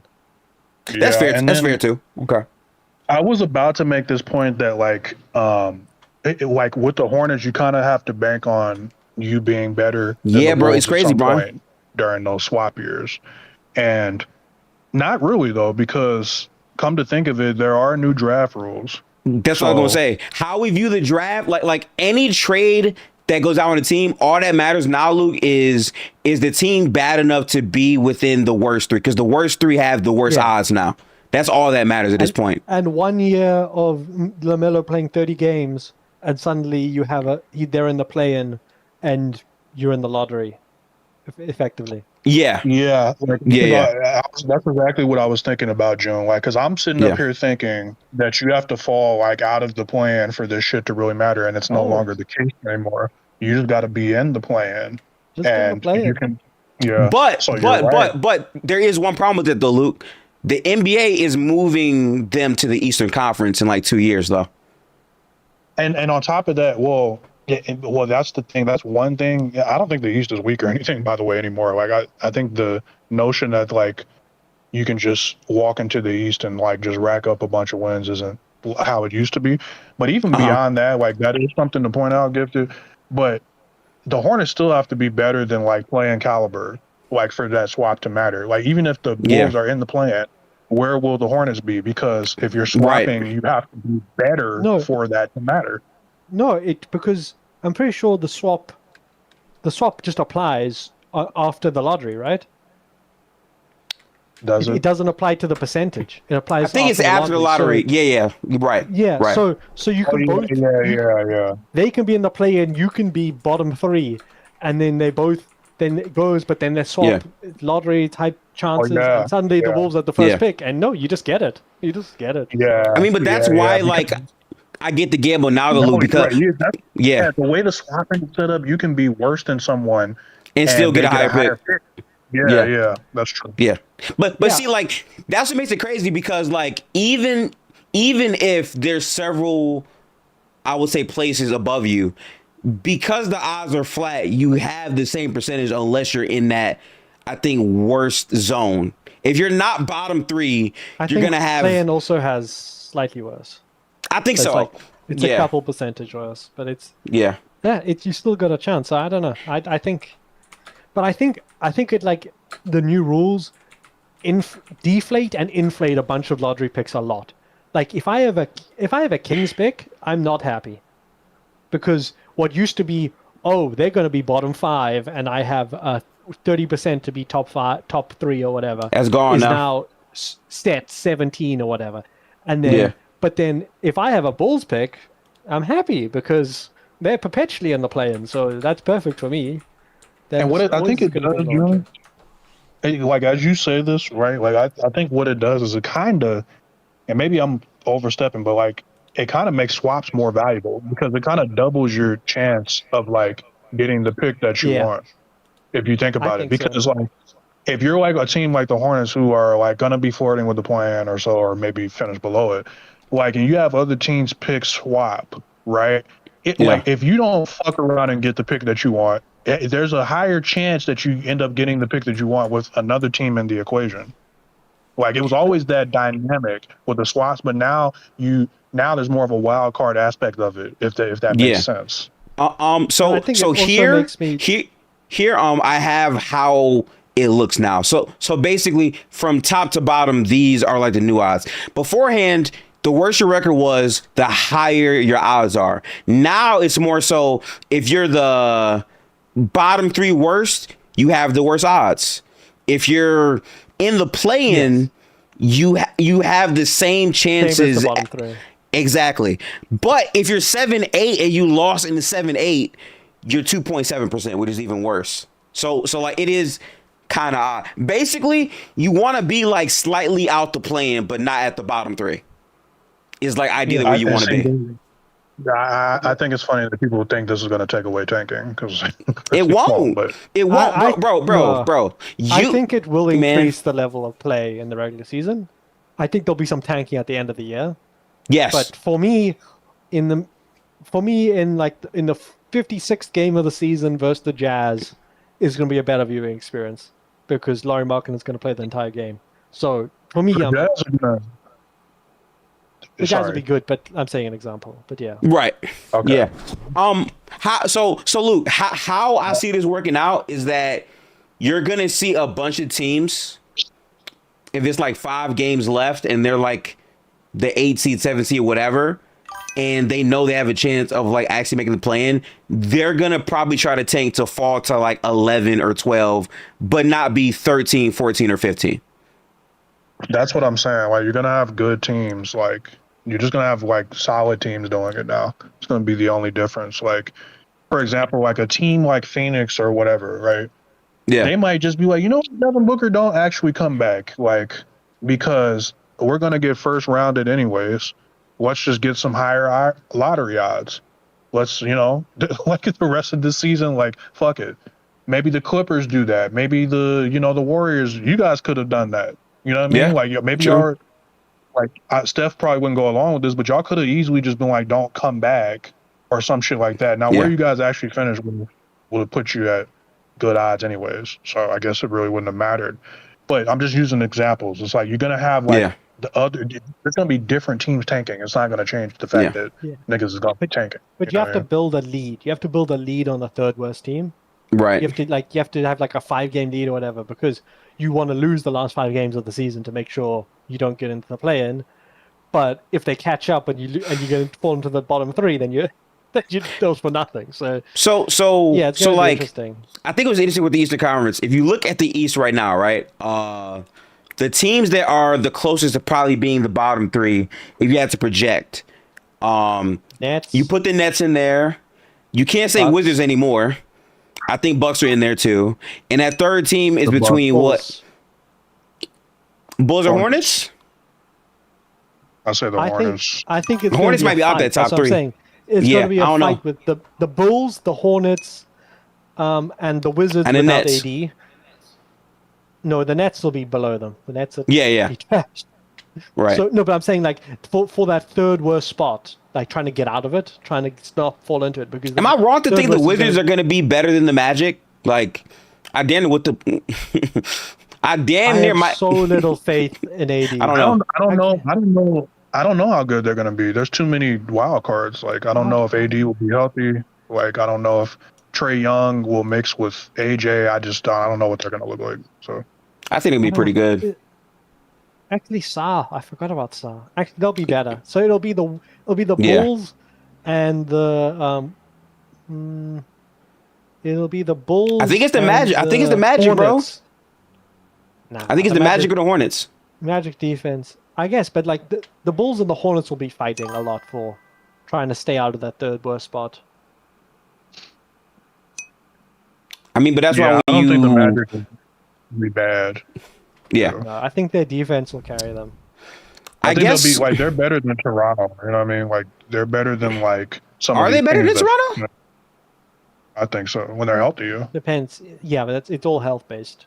Yeah. Yeah. Yeah, If they're true. healthy. Like if like Franz is gonna miss like the whole season again, sure. Yeah. If Toronto's Franz misses better. the whole season again, dump him on the sidewalk. He's injury prone at this point. He got it. Yeah. Better. Yeah. Made of glass. He's Yeah. both the brothers are injury prone. Honestly, bro, the more that I look at this, I think what makes this the real gamble is that if you're the Hornets, basically to give yourself the best chance of getting the pick from, I think, the Wolves, you have to basically not be bottom 3 in your conference, which means the Hornets are going to do their fucking best to really be good. That's what that means. But the Hornets with Ja, and if he plays okay, then I'm like, yeah, he can be. I can see something with that. He can Yeah. be. He can be there with the Wizards. He can be there with. He can beat the Bulls. So I'm like, yeah, I kind of see it. Yeah. That's true that like The West Yeah. is even like closer. There's like 2 bad teams, and then there's everyone else. Yeah. But here's, Yeah. the, It's tough. here's the thing. Yeah, it's true that like as we looked at this standings, right? Yeah. Those bottom 3 teams like that. Yeah, they'll probably try harder most of the season. That's true. But 2 things. One, what if the team is actually just fucking bad? Right. That's Yeah. number one. Like, what if, Yep. like, Yep. what if they're legitimately just bad, and now you're punishing them for not being able to compete? Right. The other Yeah. thing is let's jump ahead. Right. You seen Toronto finished as the 5th seed. You seen. Let's see. Where's I can go back. Cleveland. Yeah. Oh yeah. Let's go back to the East. I want to look at. So Yeah, like yeah. Toronto, Atlanta, like Philly, all these teams. Like Philly still employs Joel Embiid, right? Yep. Let's say they, the first half of the season they're gonna play like normal, right, to get to a certain position. All these teams I just named, they can easily just be like, you know what, Joel, we have to load manage him all the time. Matter of fact, Joel, stay at home. Or yeah, let's say Scotty Barnes has a 2-3 week injury. Like Scotty, stay at home. We're done the rest of the season. We're gonna fall to 10 actually, or 11 or wherever, because we can get you a draft pick. That's this very summer, feasible. blah, blah, blah, blah, blah. My point is, I think the gaps are going to be smaller. I think there's not going to be a 10-win gap between 8 and 10? I don't know what would that be, and 12 or whatever. So Okay. I'm like, I think like, oh, you send them on vacation. Oh well, the Chicago Bulls are now winning more games than you now, and they're like a game behind. And suddenly, hey Joel, maybe come back from vacation, please. We kind of need you to win games right now because Josh Giddey is still a basketball player. Right. Or maybe so, June, but like as a Nets fan, I'm gonna tell you right now. It don't matter. I mean, I think the solution Oh, that's to funny. that is like, oh, don't be the Kings, don't employ Joe Dumas, don't be the Pelicans, don't draft 5 rookie PGs in a single draft class, and don't just write off $20 million a year in Dame salary like the Bucks, and then maybe teams are punished for being incompetent, and maybe you either sell the team or restructure and maybe employ some competent people, and try to be good, because a lot of these teams, a lot of these bad mid teams that no one has always said, oh, they're always so bad. Well, they just went and signed a bunch of people now to be mid, and they're going to compete. And guess what? You're on the Nets. You've got Julius Randle, and Julius Randle, I don't think he's a particularly good player. You know what he is? He can score in the regular season. He's a floor raiser. He has some crazy ass games in the regular season. That's true. And That's definitely true. Maybe one of your maybe 2 of your 25 draft picks that you've drafted recently. Igor Demon pops off next year. Igor Demon, MPJ's still there. He's still a bucket.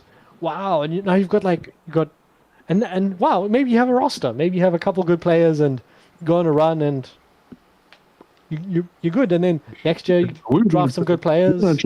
Jordy's a really good coach. Like your team's always overperform because they had, how hard they had to fucking kick this team in the head to stop Jordy Fernandez winning games for you. Yeah, no, I'm well aware he was not into the tanking thing, which will ultimately kind of cost him. But that aside, we weren't going to tank this year anyways because we literally don't control the 27 pick. So like, I forgot about that. Yeah, that's true. Yeah, these new draft rules aside, like it really wouldn't have. I'm also European, and we don't have draft, so it's just like be good, stop being shit, right? Or you get relegated and you earn 1/10 the money. So I feel that. I feel that. I just I don't want Toronto throwing away games. I don't want Cleveland throwing away games. Philly throwing away games because they might get a draft pick. You know what I'm saying? That's all I'm saying. And you know, like, that's what I'm like. And if people don't think that that's going to happen, okay, we'll see. I mean, like you're telling me, like some of these GMs are a little sketchy, and some of them may conclude like, "Yo, like we're not going to win this year, so fuck it." Like especially Philly. Like why the fuck wouldn't Philly do that? I think it's going to happen. I think a team is eventually going to throw a play-in game. Like it's going to happen for sure. Yeah. But for me, for people casuals who watch the playoffs mostly and catch their occasional team game, or maybe go to, that may be bad. I'm a sicko. I watch most of my team's games, and watching Spurs versus Wizards was not fun. Because I turned it off after the half because we were up 25 or 30 or 40 at some time. So I'm just like, yeah, but for me, it'll be an upgrade because most of the games I'm watching, there'll be an increased effort. And I think like I think there's going to be like a handful of teams that hit 50 wins versus like 10. How many wins? 1, 2, 3, 4 in the East, and then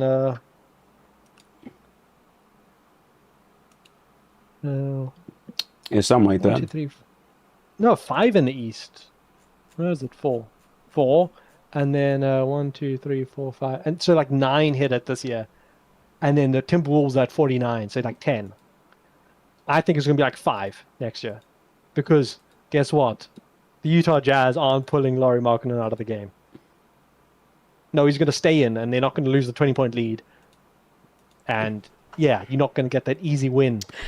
Because why would you? Which I think... There's also a bunch of RNG in that stuff. Because, like, I look at these strengths of schedules, and I'm like, why is certain teams going on these huge runs? And I look, because they're playing a bunch of bad teams at the end of the year, and all those teams have given up by then. And I'm like, okay, how's that fair to someone who played all those teams at the start of the year? So I think what I would say back to that too is that what will be cool is that you're going to see teams more than ever now, like at the end, those really bad teams at the end are going to do their fucking best to simply be the 4th worst and not the 3rd, because it changes your odds so dramatically. And I think that will make for a much better product from those teams. Like I'm going to enjoy watching the Nets, I think, versus who's the worst team in the Western Conference? Kings. Yeah. I think Nets Kings is going to be a banger in March or February. They're going to make a mid-season trade to get better. Right. They're going to do that. They probably are going to do that, yeah. Yeah, it's like, and I think the Pelicans are fucked. And I also just hate the nature of why this even came about, because we know realistically it's because of those fucking betting companies complaining about getting a bunch of refunds and shit. No doubt about that. Our clients are mad because the stakeholders are mad because like they keep having to get money back because Laurie Markkinen actually didn't play when he was supposed to play, and so like we know that's really what it's about. Adam Now we Silver, did that for the integrity of the game. the deputy of former mob boss David Stern. You know, Right. it is what it is. Oh no, but like, there's lots of reasons to hate David Stern. At least he had a fucking backbone. Like David Stern would say "fuck you" to an owner, and I could at least respect that a little bit. No, Adam Silver, he's just so.